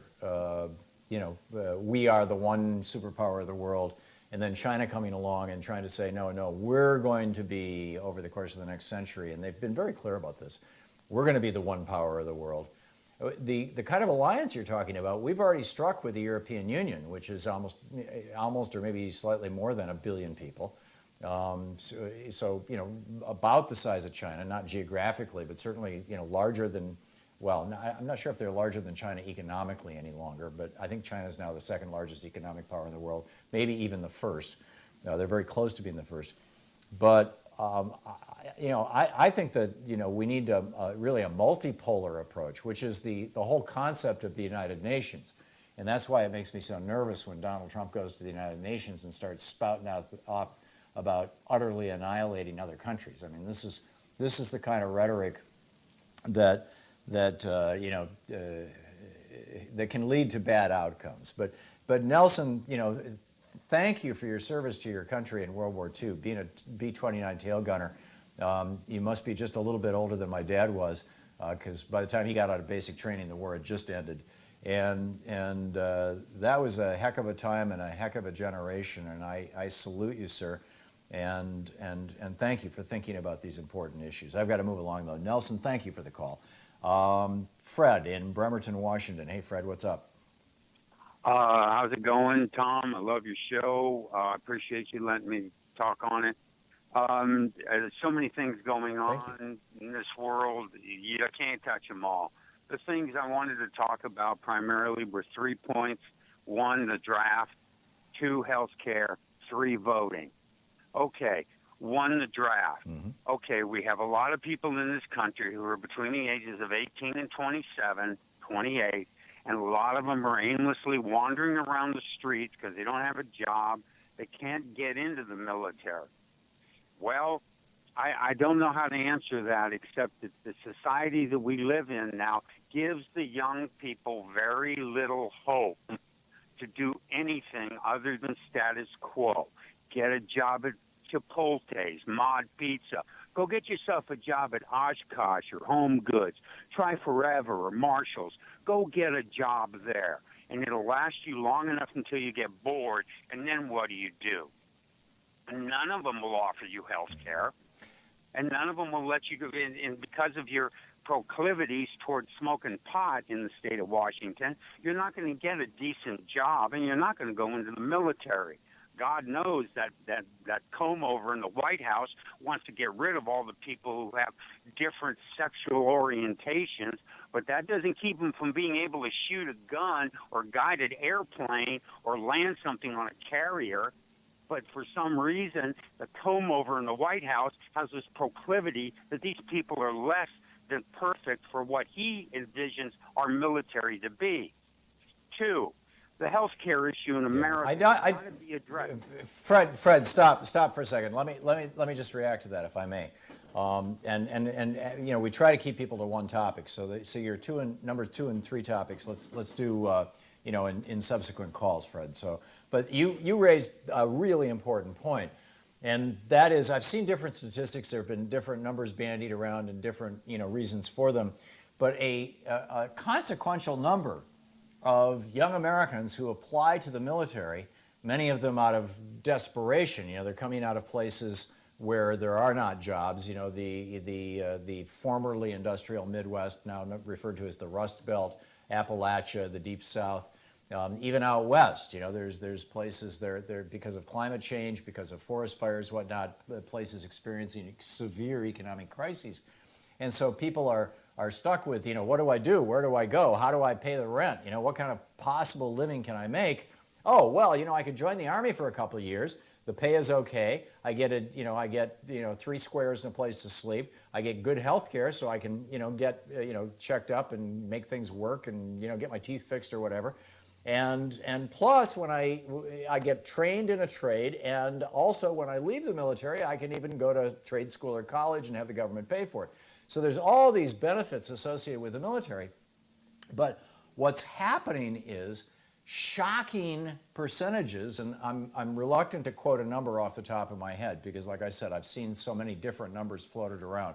But 30, 40, 50 years ago, certainly before the Vietnam War, maybe some of this is that the standards have tightened up, but frankly, I doubt that that's it. It used to be a very small percentage of, and now back then, of course, it was men. Well, women applied also as well, so Americans. A very small percentage of people simply didn't qualify to get in. And now we've got this very large percentage of people that don't qualify to get in. And there's some specific reasons for this that we all need to be considering. And this isn't like, hey, rah, rah, the military, we should all be in the military. This is a symptom of a much larger problem. You've got people who can't get into the military because of obesity. Much of the obesity in the United States is happening because our food supply is so corrupted. We've got industrial corporations that are selling us stuff that they call food that is not food. It has no nutrient value. In fact, it has an anti-nutrient value. It's not good for you. It's worse than, it's bad for you. It would be better if you didn't eat it at all. With so much of this processed food, you've got all these things that are coming, even you eat them in restaurants and whatnot, they come shipped in boxes with giant plastic liners. Those plastic liners are leaching BPA and many of the other associated chemicals that are hormone disruptors. They cause men to grow breasts. They contribute to obesity, stuff like that. So we've got essentially a corporate-caused malnutrition problem that is causing problem, number one. Number two, you've got a higher incidence than we've ever seen before of people with psychological problems, with mental illness problems. This, to a large extent, as Richard Wilkerson and Kate Pickett pointed out in the Spirit Level in their book, the Why Inequality Matters, this is the consequence, or a consequence, of a massively unequal society. And number three, one of the main reasons people can't get into the military is because they have a history of drug use. And you're right, you mentioned Washington State. It's just right across the river from me here. Oregon now, pot's legal here too. There is some of that, and I think, frankly, the Army is probably, in a relatively short period of time, going to say having smoked dope does not disqualify you from the military as long as you don't do it when you're in the military. But the larger question is not the people smoking pot, the larger problem, shall I say. We have more people last year died from opiate overdoses than died from car accidents and suicides combined. That's never happened before in the history of the United States. And so why do we have this epidemic of people being addicted to opiates? Well, part of it is that, the opiate industry has been pushing these things like crazy for the last 10, 15 years because it's insanely profitable for them. They've made billions. But a large part of it goes back to that old rat study. The quality of life in this country has been steadily deteriorating ever since Reagan stopped enforcing the laws that kept corporations behaving, changed the tax code so the rich got rich and the poor got poorer, and stopped rebuilding our infrastructure. So our country's falling apart, and people are getting high to escape the pain. You're listening to Thom Hartmann. Visit thomhartmann.com for audio and video archives. Back with more of your calls right after this.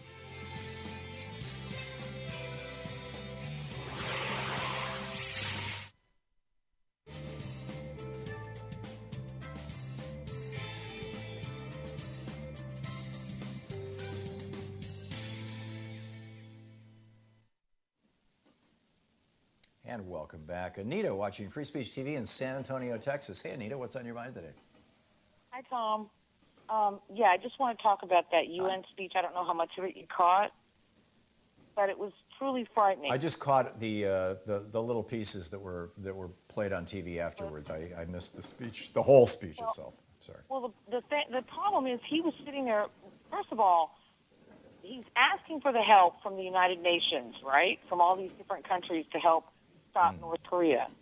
At the same time, he's talking about pulling out of the Iran deal. So it didn't even have coherence, because who's going to trust the United States to get into any kind of deal now if we pull out of the Iran deal? And we've already who's going to trust the Paris us? Climate agreement. So I don't know what and from what I understand. Right. The things he was saying, he called the terrorists losers. I mean, so it was an embarrassment. He called, what's his name, the North Korean guy, he called him Rocket Man again. From what I understand, they were gassed. Right, Kim Jong-un. Yeah, and Bibi Netanyahu seemed to be the only one who was pleased by any of this. Vladimir Putin wasn't there. It was just, the only friend he had was Netanyahu there. And the rest, from what it sounded like people were very, alarmed by it, and I was alarmed. We're going to end up in a war. I don't know if it's going to be North Korea, Iran, or both, but that's where we're going. That's what he's trying to do, and it's truly frightening. God forbid. I mean, we're already in a half a dozen wars, Anita. We're fighting in Iraq and Afghanistan and Syria. We're Libya. Go ahead. This is my fear. What he's doing with North Korea by using this kind of bombastic language does not. Remember, George Bush stood up there and called North Korea part of the axis of evil. That did not work. As a matter of fact, that pushed North Korea back into trying to build nuclear weapons. Right? This kind of language does not work with North Korea. And when he said the fire and fury thing, it seemed to just escalate things. And I don't know if you saw the CNN report, the investigative report they did. They had a reporter there in North Korea, and he was talking to the people there, the citizens of North Korea, and these kids. I watched that from Germany. Yeah, it was fascinating. It was very fascinating. They have like these places to go for. They really believe they're going to survive a nuclear attack. They truly believe they would survive a nuclear attack. Right. They are ready for that. And I don't know how much. I don't think he understands anything. Donald Trump is in this for Donald Trump, and he wants to sound tough. And he's not. He doesn't think past, that speech and the reception he gets, from the people there or the people that he's trying to please. But it was just. I think it's very scary and frightening, the whole thing. And by the way, the State Department. And he's being driven by his ego. Yes, but and not only that, but we don't have anybody at the State Department really. We have Rex Tillerson, who has no experience. 31% cut in the State Department.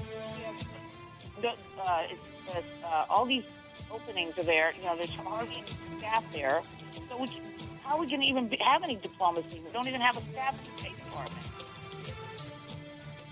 I know. The whole thing is a mess. My biggest hope / prayer / concern is that we can just make it through. We, the country, we, the world, we, the human race, make it through the presidency.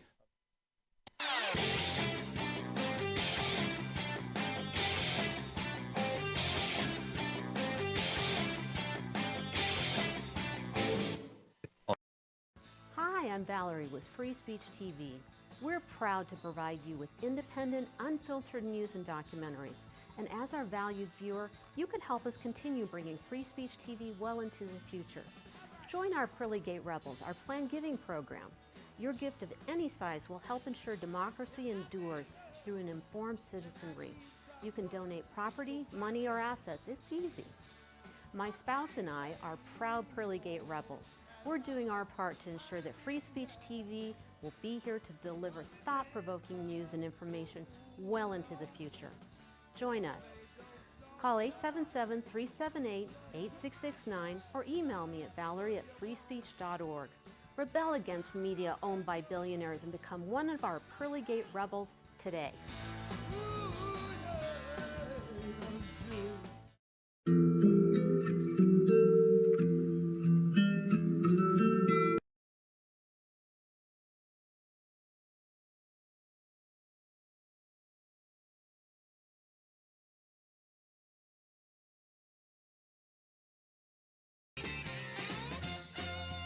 Welcome back. Thom Hartmann here with you. And let's see. We were supposed to have, what do you call it? Talk Media News on the line right now, aren't we, Troy? Am I missing them on the board? Is somebody on Skype? Okay. All right. Well, let's take some calls then. Yeah. All right. That's fine. Tony in, let's see, Stafford, Virginia. Hey, Tony, what's on your mind? Yeah, I like to know some about this Medicare for all, because in my experience with Medicare is it only picks up 80%, and of course, and then you have to get a Part B, which is also 80%, and then on top of that, you have to get a supplemental insurance. So, in Bernie's bill, does it pick up 100% of the cost? Or is it only going to pick up 80%? Yes. Like the Medicare I have now. Bernie's bill is called First Dollar, which means literally it pays 100%. There's no copay. There's no extra charges. There's no song and dance. You don't have to buy, a supplemental policy from a private for-profit insurance company. None of that kind of stuff. Bernie's bill is a complete comprehensive bill, and the amazing thing is it'll still cost, and by the way, it covers dental and vision and mental health, which most health insurance companies don't cover all three of those, and many of them don't even cover two of those three, or even one of the three. It does all of that for less than we're spending right now. That's the important thing. Tony, thank you for the call. Luke Vargas is on the line with us with Talk Media News. This report brought to you by goatsfortheoldgoat.com and free-don. And Ellen Ratner's new book, Loving What You Do. Luke, what's on your mind today? Hey, Tom, calling you from the UN, and I'm not on video just because I had to slide into a hallway here. French President Macron is giving a press conference that I just stepped out of. But I think this building's still trying to make sense of what we heard today from President Trump, which in many ways was just a not terribly different language than has been uttered in the chamber of the United Nations in the past, but the kind of language emphasizing things like sovereignty over the typical things you'd hear from the United States. This is language that you'd be apt to hear on a Chinese speech or a Russian speech, in which the president said, look, I come to you as the president of the United States. I'm always going to put America first. He made a point to get that phrase into his speech multiple times, and said he expects and hopes other countries act primarily out of their own self-interest. There was very little attention paid in this speech to the notion of collective problem solving, and not surprisingly, as a result. But Luke, that is the key of the whole libertarian worldview, is that Milton Friedman's bizarre idea that if everybody operated in their most selfish way, that somehow that will magically organize the economy and the world and society in a positive way. We know now that it's a complete fantasy. It's bizarre, but it's absolutely consistent with the pitch that Trump made, only he took Milton Friedman's economic worldview and turned it into an international political one. Yeah, and it's really worth pointing out that even though Trump is sort of making the argument that, yeah, you should all be able to look to the United States and kind of understand our thinking, and this is what senior administration officials were telling us on the phone yesterday previewing this speech. They believe that this philosophy of theirs, this principled realism philosophy in which sovereignty and America first dominates our foreign policy thinking, has clarity to it, and that other countries should know that's the way we operate and kind of understand what our goals are. The opposite, I think, was really true from the president's speech. You've probably talked about the North Korea comments in which he threatened to completely destroy that country. It's worth pointing out he gave absolutely no clarity about how we would go about an alternative strategy. He issued threats. He, in one particularly notable passage, was, I think, really borrowing from his experience as a reality television host, trying to hype up the suspense about his next move by casting a ton of doubt onto the future of the Iranian nuclear deal, saying, this is a horrible agreement, but you're going to have to wait and see what my decision is about whether or not to remain in it. It bears repeating, if the U.S. decides to abandon the Iranian nuclear deal, Iran will be free to begin nuclear enrichment again. So the downside risk there is huge. And you saw French President Macron follow President Trump on the stage by about an hour and say it is so reckless for any country. He didn't mention the United States, but he said so reckless for any country to be talking about ditching a deal without any sort of clarity about what follows. So again, what Trump thinks is clear foreign policy vision that others can plan around and understand in advance, I think is anything but that. Yeah, it seems like it's just bluster. What else is, we just have a little less than a minute, Luke. What else is going on? I will say very clearly, very shortly rather, that the other big theme running through the president's speech was his excitement about U.S. militarism. And we saw this in his remarks with Macron yesterday, saying he wants to hold a military parade in D.C. He began the speech talking about how the U.S. military is hyping that up. Yeah, it's amazing. And they'd have to rebuild many of the streets in D.C. to be able to handle the weight of the tanks. It's so bizarre. Luke Vargas with Talk Media News. Thank you, Luke. Thank you. Bye-bye. We will be back. Yep, we will be right back. And Medea Benjamin is going to be with us, so stick around. You're listening to Thom Hartmann.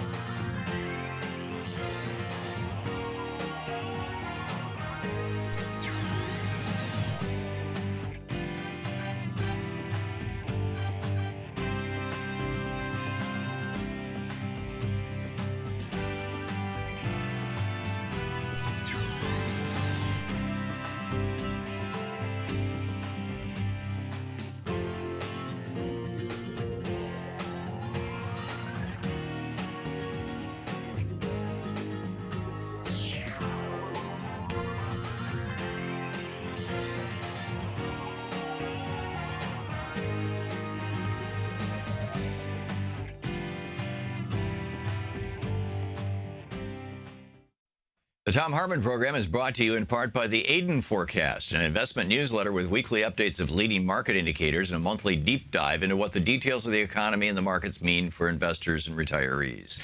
On the web at aidenmarkets.com. Wines have some of the highest pesticide levels in our food chain. This hour brought to you by ecowine.com. Pesticide-free wines, organic wines, imported from France by the Organic Wine Company, ecowine.com. Hartmann Program is brought to you in part by Super Beets. Super Beets are sourced from non-GMO beets, and they're packed with dietary nitrates, helping to produce nitric oxide for more energy, stamina, and support for healthy blood pressure levels naturally. For more information, call 800-223-8242 or visit tomsbeets.com.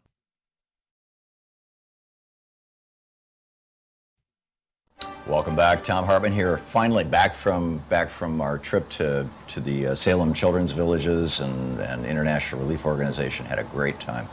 But it's the second week of the Free Speech TV Fund Drive, and we are in big trouble. Friday, we only received a little over $900. The day before that, just a little more. Normally we're shooting for $10,000 days, and we're hitting $1,000 days. Now, I realize it wasn't here for the last couple days, and that may have something to do with it, but I think a lot of it has to do with the fact that big-hearted people like yourself are giving money to help hurricane relief, and I'm all in favor of that. There are people that are just in desperate straits. I understand that completely. But think about it for a minute in this context. Professor Peter Wadhams, and Professor Veerahandra Ramanath are two PhD climate scientists that I interviewed for a documentary that we're doing right now that will be coming out next year that Leonardo DiCaprio is producing. I interviewed these guys at Scripps Institution of Oceanography back about 4 months ago on camera for the movie. And they said, we think there's as much as a 5% chance that by the year 2100, that's 73 or 83 years from now, I can't do math in my head that fast, I guess that would be 73 years from now, that the entire human race will be gone if we continue on the current path. Now, it's extremely unlikely we're going to continue on the current path, but that's what the Trump administration is trying to do. In fact, they're trying to make it worse. So, on the one hand, we've got the symptoms of these insane policies. The hurricane, now you got Hurricane Maria coming, we've got all these hurricanes, so we've got all this climate change stuff that is literally killing people right now, killing thousands of people in South Asia, and displacing literally hundreds of millions of people around the world. Right now, as we speak, are climate refugees. So you've got that. That's a very real problem that, we need to send some money and help out. Or help out however we can, wake people up to. But on the other hand, you've got the cause of that problem. And the cause of that problem is that there's 410 parts per million of carbon dioxide in our atmosphere right now, and the standard at which the human race evolved was 250. We are almost double what is normal for the human race. The last time there was this much CO2 in the atmosphere, it was 6 degrees warmer, and no human being could have survived on this planet. And that's the direction we're heading. So I ask you, where are you hearing that message? Are you hearing it on CBS, on ABC, on NBC, on MSNBC, on CNN? Certainly not. You're hearing the opposite message on Fox News. Don't worry, be happy, buy some Trump steaks or whatever. It's here on Free Speech TV. And without effectively sharing that message, this article just published yesterday in the Daily Mail, the chance of catastrophic climate change completely wiping out humanity in 2100 is 1 in 20. That's 5%. Now, if 1 out of every 20 airplanes fell out of the sky every day, literally, 500 airplanes a day, because there's around 10,000 planes in the air at any time, if 500 airplanes crashed every single day, do you think anybody would ever get on an airplane? But these idiots who are running our climate policy and the fossil fuel companies that have bought them off are just fine with that because they know that they're never going to get on a commercial airplane, and they think they can live through this. So this is important. getting the word out. Free Speech TV. We are the ones who are going to save these people's lives by changing this. So please call now, 877-378-8669 and make a contribution. With $80, you get the Free Speech TV water bottle and the Stamp Stampede stamp. With $120, you get Mike Papantonio's book, Law and Vengeance, plus the water bottle and the stamp. You get that with everything, the anti-Big Pharma stamp. With $240 or $20 a month, you get Milton Mayer's book. They thought they were free, Law and Vengeance by Mike Papantonio, and Free Speech TV water bottle. With $360, you get all of those books, plus Unequal Protection by me with an autographed plate in it. With a $480 contribution, you get all of those books, plus Nancy McLean's brilliant brand new book, Democracy in Chains. And with $1,000, we'll figure out how to get together either here in Portland or in D.C. I'm going to be going back and forth from time to time, and we'll have a meal together. But it's a great time of year to be acquiring some really, really good books to use as gifts for people that you love and care about. Whether they be birthday or holiday gifts, Hanukkah, Christmas, whatever it may be for you. But it's also a great way to support Free Speech TV. And Free Speech TV, we have to get this message out, because the media is totally bought off by the fossil fuel industry and is not talking about this stuff. And we need to do that. And we can only do that if we can keep the lights on and we can keep this network running. We are so far behind. We have raised, in the last week, the amount of money we normally raise in 2 days. We desperately need your help now. Please call 877-378-8669. 877-378-8669. You can also donate on the website at freespeech.org. Thank you so much for caring and for participating and for joining our family. Thank you.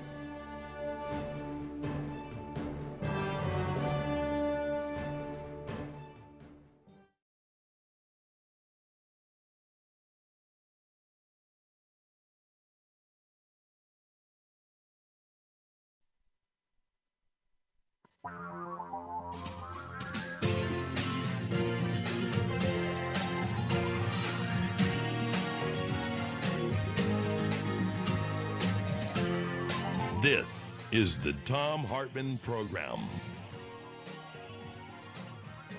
Welcome back. Thom Hartmann here with you, and on the line with us, Medea Benjamin, the co-founder of Code Pink and globalexchange.org, codepink.org, and perhaps most, and just, activist and brilliant American patriot extraordinaire. But also I want to emphasize her new book, Kingdom of the Unjust, Behind the U.S.-Saudi Connection, is a book that, if you want to understand that part of the world, and frankly, it is affecting the entire planet, you have to read this book. Medea, welcome to the program, or welcome back. Thanks for having me on, Tom. It's great to have you with us.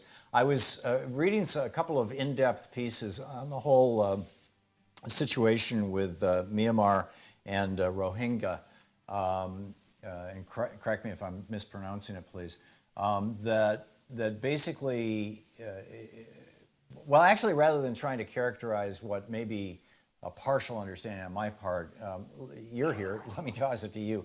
Who are the Rohingya? Why is it that Myanmar, the former Burma, is expelling them and murdering them and burning their villages and killing their people? And now we've got the refugees, horrible refugee situation. What are the depths or dimensions of that situation? Well, the Rohingya have lived for centuries, actually, in this area. But they are not recognized by the present government of Myanmar. In fact, the state's official stance is that the Rohingya ethnic group doesn't exist.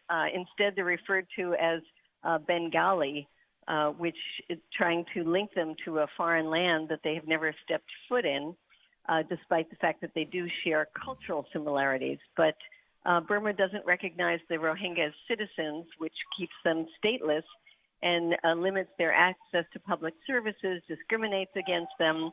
There have been periods of attacks on them over the years, but the most brutal one came most recently in August after an armed Rohingya group attacked a number of the outposts of the police, and the military has responded with terrible brutality. Yeah. And they are Muslim. How does that play into this? Well, they are Muslim, and this is a majority Buddhist country, and I think the general impression of Buddhists around the world is that they are this very peace-loving people. In fact, I love the signs at some of the protests I've been to saying, "What would Buddha do?" Because certainly this brutality of the government has changed the face of Buddhism, and it's also changed the face of what people thought of the Nobel Peace Laureate Aung San Suu Kyi, who was for so long in detention and a fighter for human rights, and the world looked towards her as somebody who would move the country into a democracy, and have been so upset at the way that she has been silent until actually it was just today that she finally spoke out on this issue, but not in any way that really places the blame where it belongs, which is on the military. The day before yesterday, when I was in Germany, I read a fairly long analysis piece on this in one of the German newspapers that basically put forward the following narrative: that the Rohingya had been, as you point out, an oppressed minority and suffered very badly for years and years, but they're also Muslim, and that into their particular, what used to be a relatively benign form of Islam, has, over the last couple of decades, come a number of evangelists from the, shall we call it, Saudi version or Wahhabist version of, or more hard line, whatever, you would know the right phrase, and I'll wait for you to tell me, of Islam. And that created a small faction among the Rohingya, sort of like the Weathermen were a small faction of the SDS back in the day. And that small faction has adopted violence, and they have bombed police stations and attacked the government and whatnot. And so what the government is doing right now in Burma, and again, this is like not even 1% of the Rohingya, but it's some of these fanatics who think that if they can do this, they go to heaven immediately, and the whole 72 virgins routine. And the consequence of that is that the government has responded by simply saying, okay, kill them all. We can't help. We're not going to get rid of these people. We're not willing to provide the kind of social services and citizenship and respect that a people really need to feel integrated into a society. And they're feeling alienated, and we're not willing to do the work to do that. So we're just going to basically expel them. It's sort of like Donald Trump trying to expel all the Muslims from the United. Well, actually, it's not. That's a terrible metaphor. But that really was the cause of the whole thing. That's where it began. Was some of these, and now it's just and so now they're feeding each other. Now, as the people are being murdered and tortured, many of the people are now starting to join the right-wing crazies and fighting back, but they're being slaughtered, etc. Is that a reasonably accurate analysis?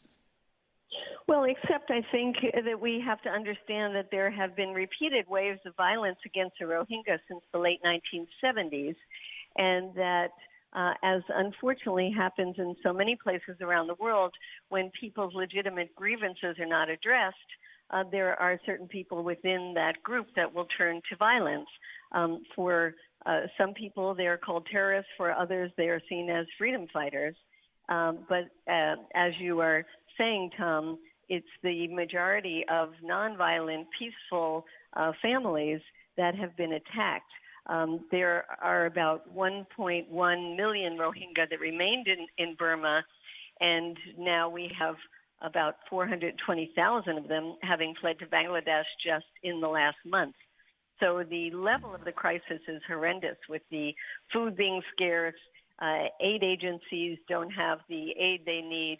The government, I would say that Aung San Suu Kyi, with the statement that she made today, had some real falsehoods within that, saying, for example, that the country is open for human rights people and humanitarian workers to come in, and journalists. But that is indeed not the case. And in fact, journalists can only come in with government minders and are not allowed to go to the villages that have been burned and talk to the people who are fleeing. If they do it, they are doing it on the sly. So the government has tried to keep people from coming in to tell the truth, although on the positive side, I would say the truth has been getting out, particularly by talking to these terrorized refugees who have been flooding into Bangladesh. Right. Is there any truth to the implication of this article I read that had Saudi Arabia not been exporting Wahhabism for 100 years, there may still be violence, sort of like, the U.S. rising up against George III, feeling the Rohingya feeling like they've been screwed by the government or treated badly by the government, they're going to fight back. But it wouldn't have taken this particular form, or is that kind of a side issue that maybe that newspaper was grinding their anti-Muslim acts? We just have half a minute here, Medea. No, I think that's true. The Saudis and Pakistanis have been sending money to the Rohingya to build up this army. It's supposed to be quite small, about 1,500 fighters, but they have been quite effective and have brought this terrible response from the military. So yes, I would say there is truth to that. Amazing. So our evangelical militarism around the world, and the Saudis, what a mess. And you are the expert on it, and your book is so good, Kingdom of the Unjust. I please people, read this book. It's extraordinary. Medea Benjamin, and codepink.org. Thank you, Medea. Thanks for having me. This is the Thom Hartmann Program. We'll be right back with your calls and more of the news of the day right after this.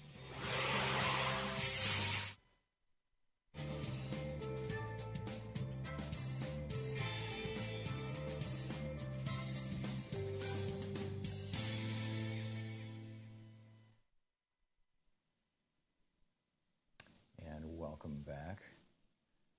David in Searcy, Arkansas, watching Free Speech TV. Hey, David, what's on your mind today? Hello, Tom. Love the show. I think I took your screener back with one of my requests. I had a question about your ancestry. Nothing lewd or anything. I was just wondering if you were related to Eric Hartmann, the famous World War II fighter ace. And I can say with virtual certainty that I'm not related probably to any Hartmans who are, well, here's the story. My grandfather's name, when he came to the United States with his three brothers in 1917, his name was Carl Hartmark Sorensen. His last name was Sorensen. He came from Norway. And he was a kid. He was 16 or so. And the oldest brother, who was shepherding these four boys through Ellis Island, they came alone without their parents. The oldest brother, Tom, was a pretty bad alcoholic. In fact, he died of his alcoholism. And so the best theory we can come up with about why they changed our name in Ellis Island from Sorensen to Hartmann was that Tom was probably drunk and he didn't speak English. He spoke Norwegian, which sounds a lot like German.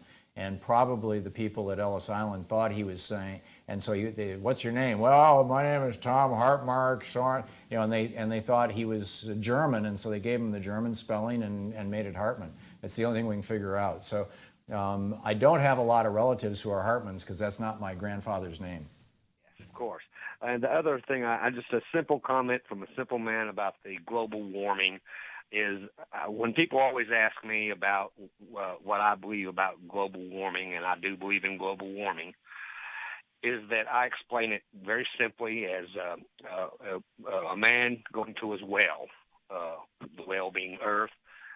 You dip your water out of the well, and then you turn around and you defecate in your well. Well, your water ain't going to taste funny that day or the next day, but pretty soon you got to give up that well. And that's how I explain it, and I think it's a simple way for anyone to understand it. Yeah, I mean that's, or a little less scatological is that the fossil fuel industry is basically using our atmosphere as an open sewer. They're dumping their waste into it, and we're paying the cost of that in the form of these more severe storms, in the form of, and it's not just carbon dioxide. I mean, there's all that particulate matter. which causes cancer and things, the various hydrocarbons and whatnot. And so, in a very real way, we're subsidizing the fossil fuel industry. We subsidize them with direct cash subsidies worldwide of over $5 trillion a year. It's about $350 billion a year in the United States. And that doesn't include the cost of the Navy protecting the oil vessels as they come here from Saudi Arabia and whatnot. And that subsidy is just outrageous. And then on top of that, we pay for the health care for people who get sick as a consequence of it. We pay for rebuilding the houses of people whose homes were destroyed as a result of global warming. So they're very much, these oil, coal, and gas companies, following this kind of classic predatory business model of what's called internalizing profits and externalizing expenses. And those externalities, that's the price we pay. So, David, I agree. I mean, your metaphor is a little more colorful than mine, but I think we're saying the exact same thing. Thanks a lot for the call. Great to hear from you. We'll be right back.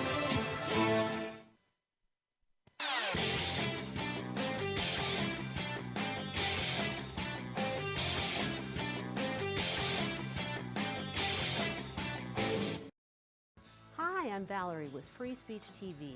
We're proud to provide you with independent, unfiltered news and documentaries. And as our valued viewer, you can help us continue bringing Free Speech TV well into the future. Join our Pearly Gate Rebels, our planned giving program. Your gift of any size will help ensure democracy endures through an informed citizenry. You can donate property, money, or assets. It's easy. My spouse and I are proud Pearly Gate Rebels. We're doing our part to ensure that Free Speech TV will be here to deliver thought-provoking news and information well into the future. Join us. Call 877-378-8669 or email me at valerie@freespeech.org. Rebel against media owned by billionaires and become one of our Pearly Gate Rebels today.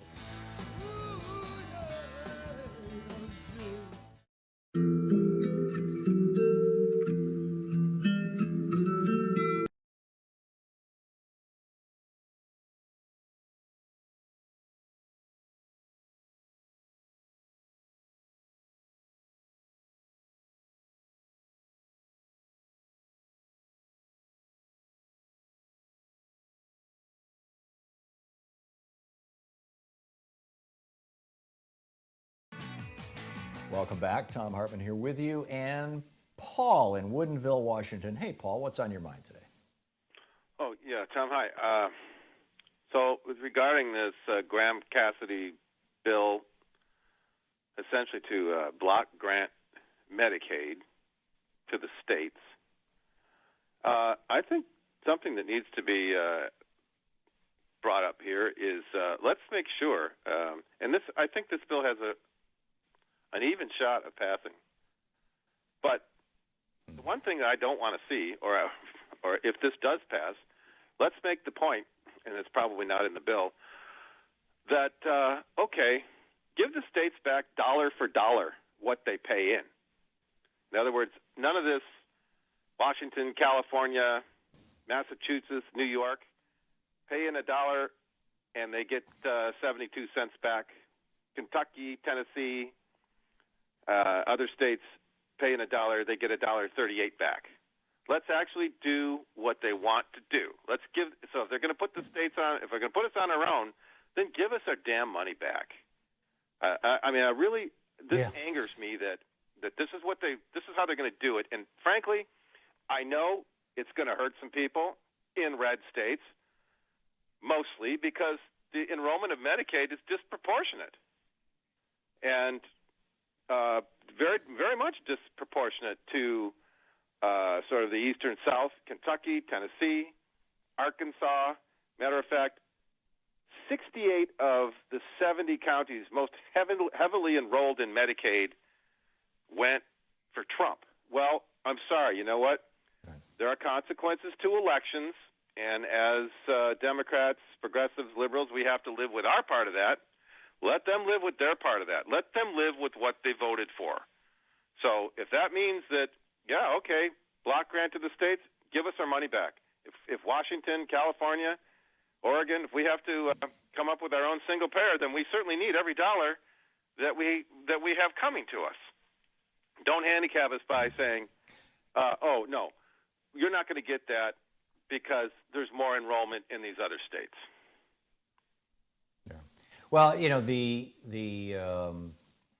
the Republicans are almost giddy about the fact that if they can pull this off, it's going to hurt worse the states that are the maker states, the blue states like you talk about, that send more money to D.C. than they get back, the Californias and New Yorks of the country. And because they're the ones who started, aggressively doing Obamacare and the Medicaid expansion and everything. And it will not so badly hurt, or maybe even not at all, depending on your definition of hurt, the states that never expanded Medicaid. But and I absolutely get what you're saying, Paul, about the maker-taker states thing, and saying, okay, Louisiana, if you're only going to send 72 cents to Washington, D.C., you're only going to get 72 cents back.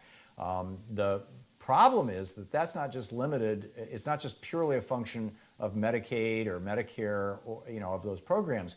You've got, aid to dependent families and the CHIPS program. I mean, there's probably 100 different federal programs, including long-term federal unemployment insurance, that are part of that equation where these red states get more money than frankly you or I would suggest that they're deserving. I would say that the problem is not so much that it's happening like this. The problem is that I'm betting, Paul, 98% of Americans don't know this. And if it was reversed, if it was the Democratic states who were getting $1.30 for every dollar they send to D.C., and the Republican states, the red states, that were sending more money to D.C. than they were receiving, you would hear Grover Norquist and every Republican politician on the radio, on the television, screaming about this every single day. Fox News would be doing specials on it. Right-wing hate radio would talk about it every day. It would be the only thing that anybody even knew. And but because it's the other way around, nobody knows about it at all. And to a certain extent to that, you kind of have to fault the Democrats. But on the other hand, it would be so unfair, as you point out, punishing people to do it. So, your thoughts on that? We're just a little short of a minute shy of hitting the break here, Sure. Paul. Well, the inconsistency here is that, number one, they want to block grant Medicaid back to the states. At the same time, as we've talked about before, they want to have you, quote, buy insurance across state lines. What that really means is they don't want your state insurance commissioner to have power to regulate health insurance or any insurance in your state. They want the United States Congress. They want big government to regulate your health insurance, whereas that's what they always complain about. So they're talking out both sides of their mouth by saying block grant Medicaid to the states. At the same time, in order to buy insurance across state lines, goodbye states' rights. It's all about the Congress regulating your health care. So they are talking out both sides of their mouth, and it doesn't make any sense. And I understand your point about the other factors involved, but I think people need to start understanding that. Yeah, you're paying for this. California, Washington, New York. Well, and also if they do it so that it doesn't take effect for a while, which is probably how they'll do it, so that they won't be hurt in the 2018 elections by it, then maybe there will be an uprising. Maybe people will wake up to what you're talking about. Paul, thanks a lot for the call. You're listening to the Thom Hartmann Program. Call 202-808-9925. Back with more of your calls and the news of the day right after this.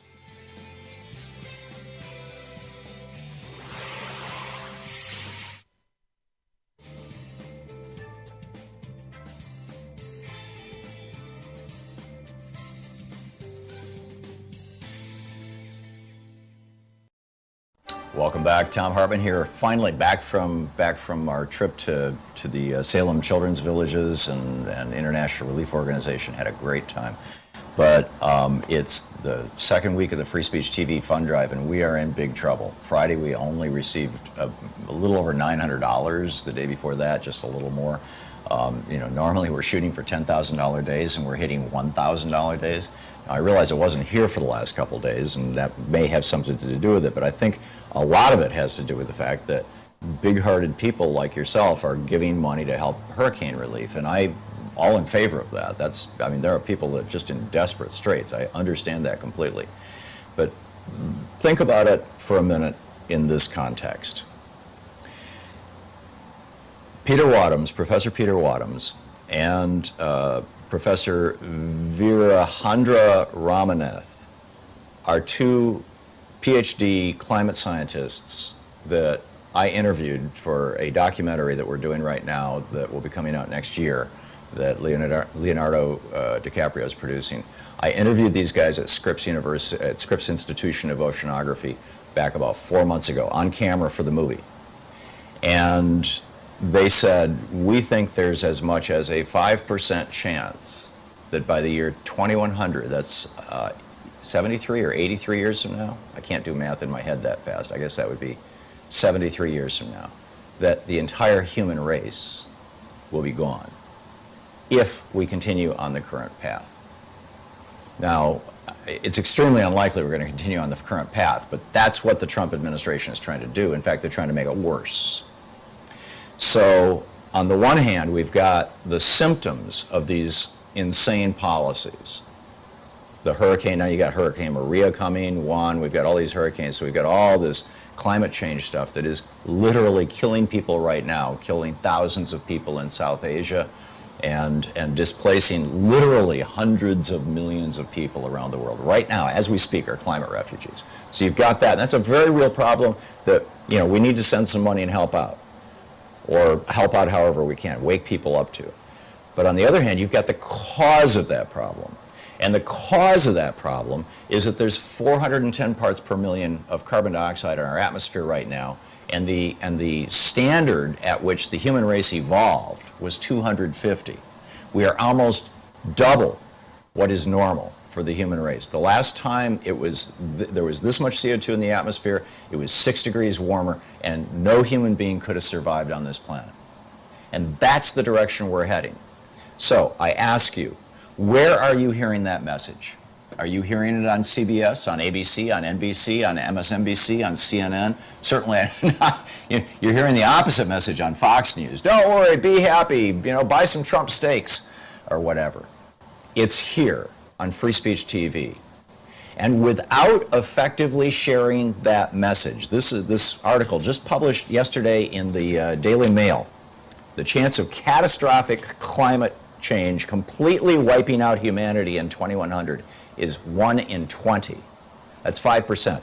Now, if 1 out of every 20 airplanes fell out of the sky every day, literally, 500 airplanes a day, because there's around 10,000 planes in the air at any time, if 500 airplanes crashed every single day, do you think anybody would ever get on an airplane? But these idiots who are running our climate policy and the fossil fuel companies that have bought them off are just fine with that.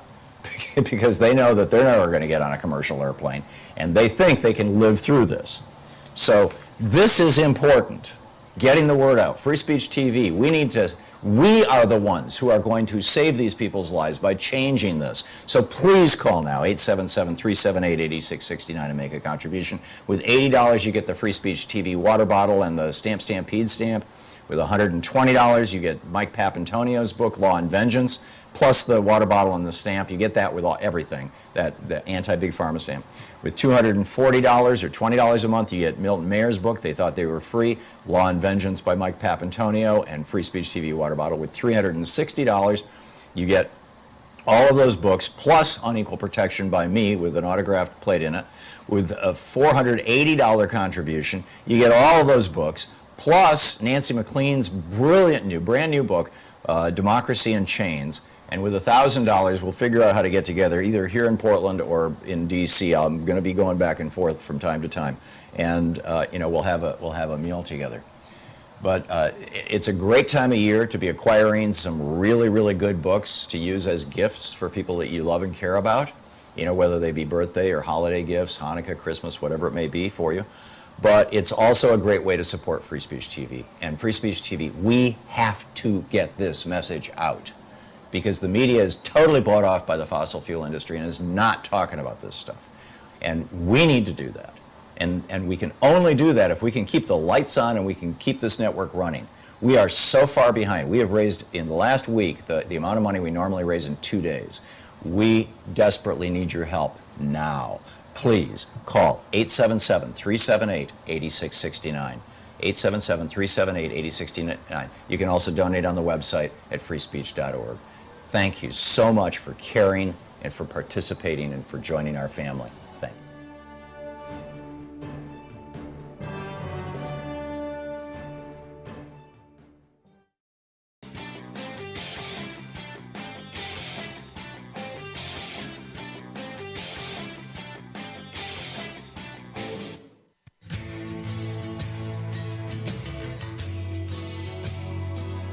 Welcome back. Thom Hartmann here with you, and Dave in Federal Way, Washington. Hey, Dave, what's on your mind today? Hey, Tom, how's it going?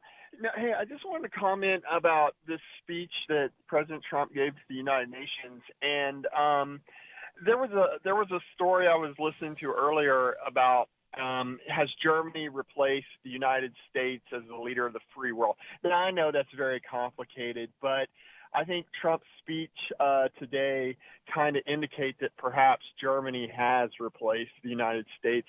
And it's not just, based on what Certainly as the moral leader of the world.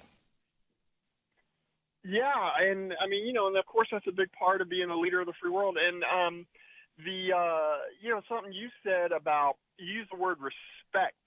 Now, respecting these other countries. Now, I know, that's well and good. It's kind of a loaded term, an ambiguous term. But responsibility is the one I would choose, because in Germany seems far more responsible. Like in negotiating with North Korea, it's inevitable. I mean, we're going to have to do it. There's just no way around it. And also, We've done it before. Germany is doing Successfully. Yeah, and We've done it before successfully. Did you say Germany's negotiating with North Korea successfully? No, I said that we have done that before. Bill Clinton, worked out that deal that froze their nuclear program, and my recollection is that he did it with the collaboration of at least several of the European Union countries and probably the United Nations. I'm frankly not a super familiar with all the details of it, but I don't think it was a purely bilateral deal. I think it was a multilateral deal and maybe even a UN deal. And of course, it all blew up literally the day that George W. Bush called North Korea part of the axis of evil. And you don't call people evil. And by saying that North Korea, mostly what they're looking for is respect, and frankly that we should give them respect. I'm not saying like, you respect somebody because you think they're wonderful. I'm saying it's more like, you respect your neighbor's lot line and don't let your dog poop in their yard, that kind of thing. It's a matter of being good neighbors. It's a matter of, the North Korean people and Kim and the Chinese and the South Koreans, they live with each other. They're going to work this out eventually, and to some extent are. The last thing they need is Donald Trump threatening to throw a nuclear weapon into there.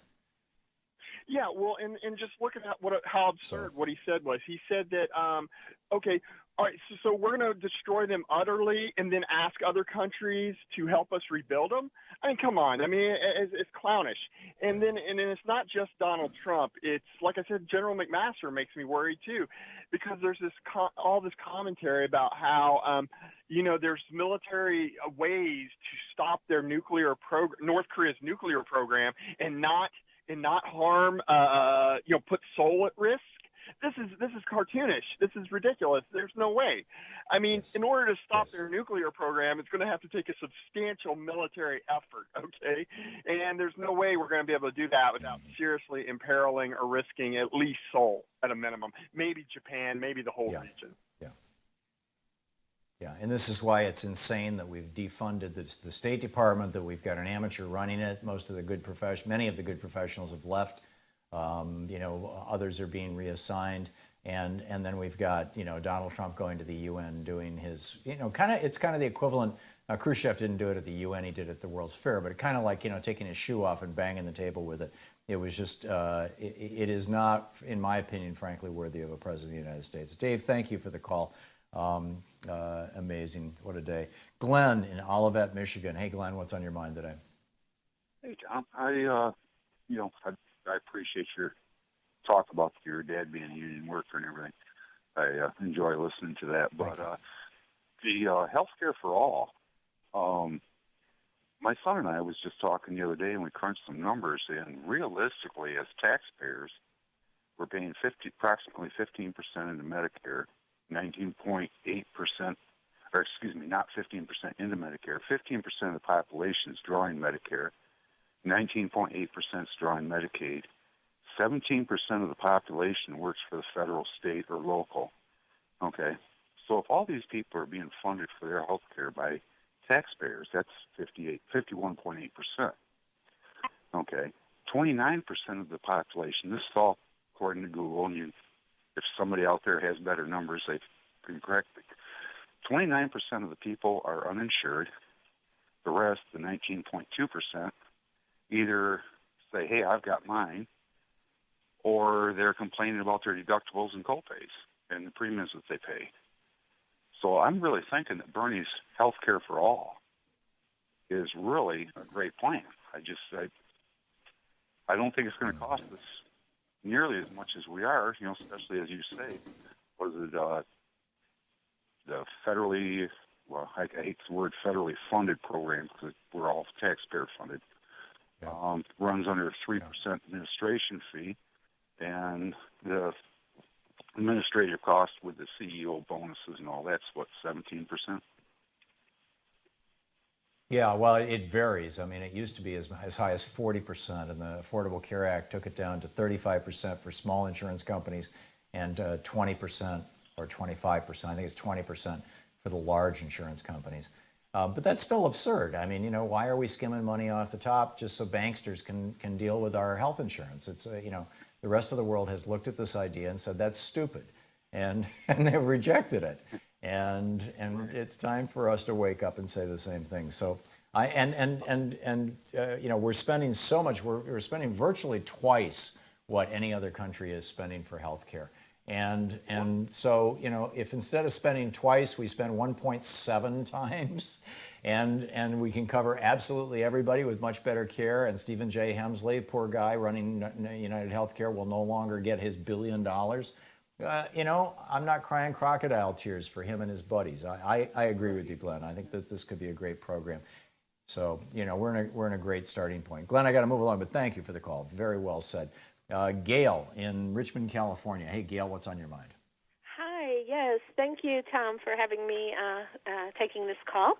I'm the former mayor of Richmond, California. Richmond is a city across the bay from San Francisco, and I was serving on the city council and 2 terms as mayor until I termed out as a corporate-free council member and mayor. All 4 of my campaigns were ran and won without any corporate money, and now I'm running for lieutenant governor of California without any corporate money. And so I just wanted to share, I agree with what you're saying and what your callers are saying, and we've done so much in Richmond. We've now got 5 out of 7 city council seats filled by corporate-free council members, and that's because we have an organization, the Richmond Progressive Alliance, that has built local political power, run corporate-free candidates for local office, and made really incredible achievements over the years. And I just thought I could share a few. In addition to now having a supermajority on the city council, we passed the first new rent control law in California this past November in 30 years. We have a big oil refinery in our city, the Chevron Richmond refinery, and we got $114 million in additional taxes from them. We reduced our crime, our homicides. We reduced 75% over the 8 years I was mayor. And so many other, we beat Chevron because they, of course, pushed back on progressives during election years. They spent $3.5 million to try and defeat us in 2014, and all the progressives won and all Chevron candidates lost. Bernie Sanders came to Richmond in 2014. This was before he ran for president and decided to run for president, and he endorsed me and 2 other progressives, and we all won. And, of course, he said that if we can stand up to Chevron and beat them, the whole nation will applaud us, and that's been happening. So now I'm running for lieutenant governor, standing for the things that you're talking about, like single payer, free college, banning fracking, taxing corporations. We're against privatizing education and privatizing prisons. So many of these things, campaign finance reform, defending unions. So I wanted to share that with you and tell you that your show is really a great opportunity to have these conversations. And if there is ever an opportunity for me to join you on the show, I would love to, because we're encouraging these progressive alliances all Gail, over California. we have just a minute till we're going to hit a break here, but you're here right now. Please tell people how they can find your information, what your website is, or Facebook, or whatever it is. Thank you, Tom. Yes, people should go to Gayle, that's Gayle, for FOR, California, the word spelled out, .org, GailForCalifornia.org. And, they can find a lot of information there. And I really appreciate it, Tom, to have an opportunity to say a few words. Okay. And I assume you're running as a Democrat. Is this in the primary that you're running right now? Actually, I'm running as in California, it's the top 2 vote getters, so it's kind of nonpartisan. Mm-hmm. I'm registered NPP, which is no party preference. So I have a close relationship to progressive Democrats and independents, Green Party members. I used to be a Green Party member. So I think this is a great opportunity for us all to unite. That's great. Well, Gail, I wish you the very best, and thanks a lot for calling. And keep us up to date on how the campaign is going. We'll be back in just a moment. You're listening to Thom Hartmann. Visit ThomHartmann.com for audio and video archives. Back with more of the Thom Hartmann Program and your calls right after this.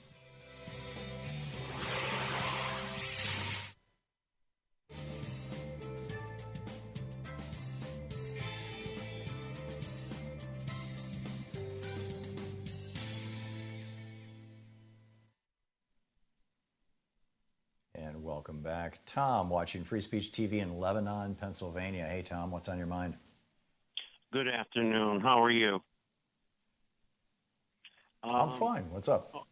Calling with this thing that's progressively being talked in my home.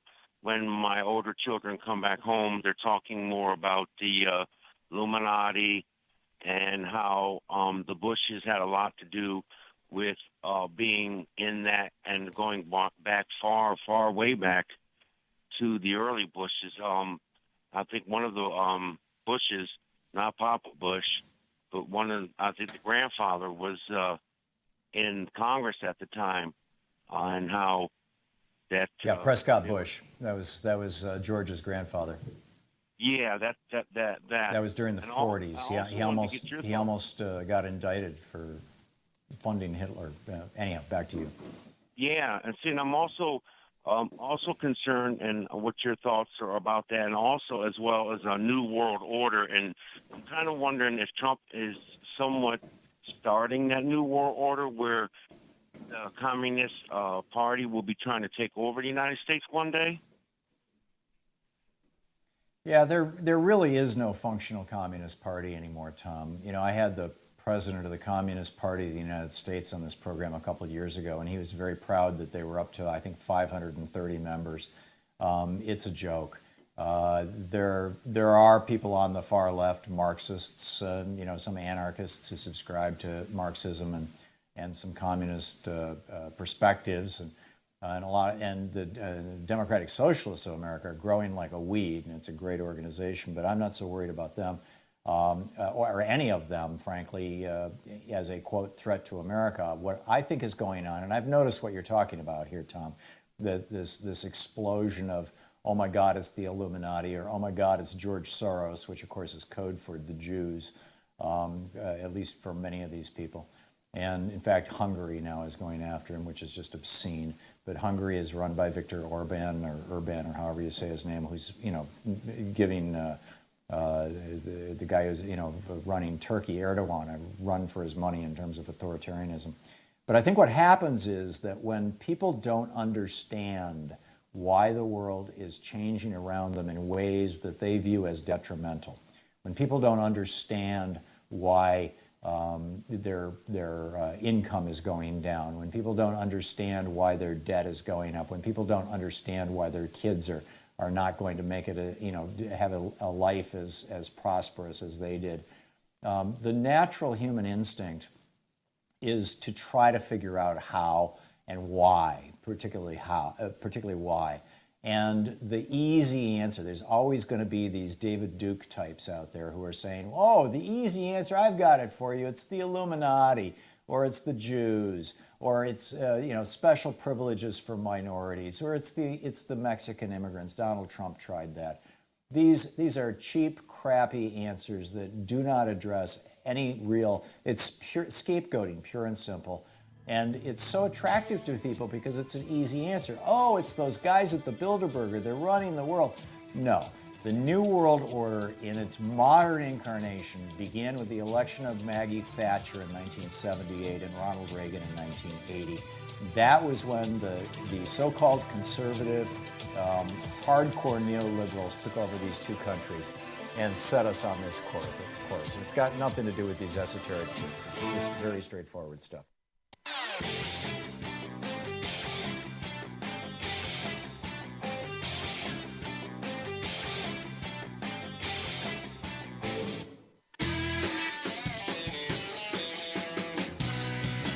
Welcome back. Maine in Chicago. Hey, Maine, what's on your mind today? Hey, all right. I wanted to continue on what you were saying. Like the suffering of the people. We here in America, as like Malcolm X said, we've been hoodwinked, bamboozled, and led astray. And one of the reasons is just as I'm gonna continue that because we never challenged the trickle down economy. Less is more. Corporations are people, and the real culprit, the real black ops in the game, the Electoral College, and they have turned democracy into an oligarchy, and because of that, capitalism, instead of being like woven into democracy, it has taken over democracy, and to the point where we're where we at right now. Yep, I completely agree with you, Maine. And just a minute ago, we were talking about how sometimes people, when they don't understand why and how these things are happening, they say, oh, it must be the Illuminati, or oh, it must be the Bilderbergers, or the Council on Foreign Relations, or George Soros, or very often, and around the world, but particularly with the American right wing, that's code for, oh, the Jews, or this Jewish guy, or the bankers, or whatever. And really what it is, as you correctly point out, Maine, is we've been basically robbed by the so-called conservatives, the transnational corporations, the Republicans, and it really began. It began with the Powell memo in 1971, and then Richard Nixon putting Powell on the court in 72, and then the Buckley case in 76. But it became institutionalized and burned into the fabric of the United States in the 1980s with Reaganism. Maine, brilliant observation. Very well said. Thank you. Thank you so much for the call. Jerry in Colton, California. Hey, Jerry, what's on your mind? Oh, hi, Tom. I've been listening to you since you had your radio station down in Atlanta many years ago. I wanted to mention one thing. You were talking about the food companies selling us poison. Well, I noticed years ago that when the tobacco companies were under fire, that they started buying up the food companies. They bought Nabisco, Kraft, and I don't know how many other food companies were all bought up by the tobacco companies. And I thought, what's going on? What are we going to be putting in our food now? Yeah. I'm not quite ready to go into full-blown conspiracy mode on what are they putting in our food. I think they give us junk food because it's profitable. But they give us tobacco because it's profitable too, and they know that it's killing us. So I don't think, though, that it's like they sat around and said, hey, let's figure out a way to kill people. It's just, how can we squeeze more profit out of the average American consumer? And most importantly, Jerry, the reason that they're buying these companies and creating these giant oligopolies is to destroy competition, to put small competitors out of business, to put craft companies out of business, to destroy regionalism in food so that it's all national so that they can control the whole game. Yeah, but nobody was talking about how, that they were allowed to buy all these food companies after they poisoned us for years with tobacco. That was my point anyway. Yeah, great talking it's pretty bizarre. It's using Thank you, Jerry. Yeah, good talking with you. Yeah, it's quite bizarre. It's basically using blood money. I mean, you know, look at all the people that the tobacco companies killed. Arguably, they helped kill my dad. I mean, he died of asbestos, mesothelioma, but the majority of people who get mesothelioma do so because they were both exposed to asbestos and they smoked, as my dad did through much of his life. So it's bizarre. Gary in Kingmont, West Virginia. Hey, Gary, what's on your mind today? Hi, Tom. Thank you. I appreciate it. Greed has no heart ever. You know, I just listening to the last half hour of your show. They talked about oligarchy. Obviously, just quickly, two things along. Obviously, with the oligarchy type of America we currently have, we don't really have any statesmen left in our process. There are a few, not many. And we need to get solid people in there, get active, as you are the one that says, get active. And, you know, Mr. Trump, he always likes to say drain the swamp, but we need to drain the swamp with oligarchy thinking. I'm not saying America is doomed, but what I am saying is if we don't squeeze enough of this greed out of our culture, I guarantee you, almost guarantee you, we'll not see the America that we really know anymore. I don't disagree at all, Gary. The question is, how do you do it? I mean, you know, this is the big challenge.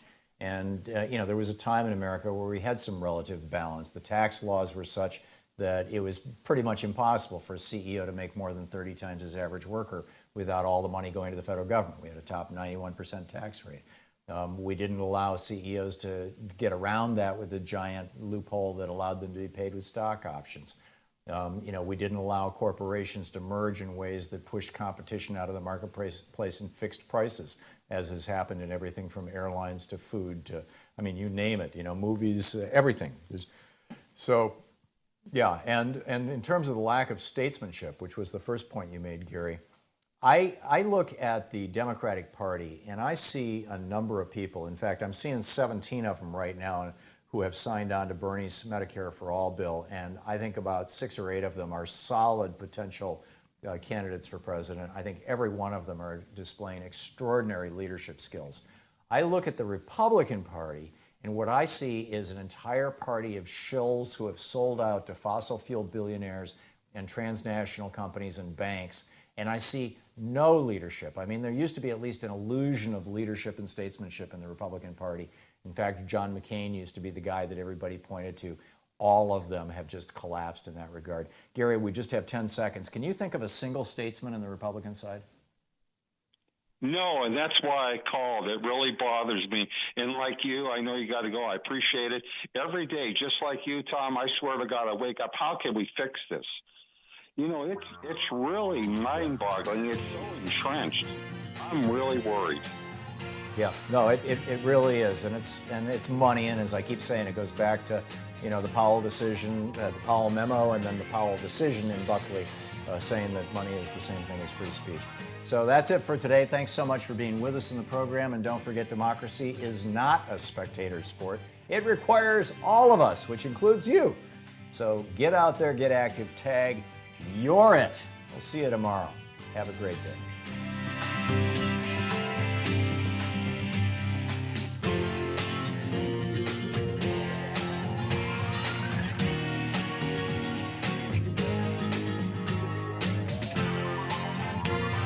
You've been listening to Thom Hartmann. For audio and video archives, visit thomhartmann.com.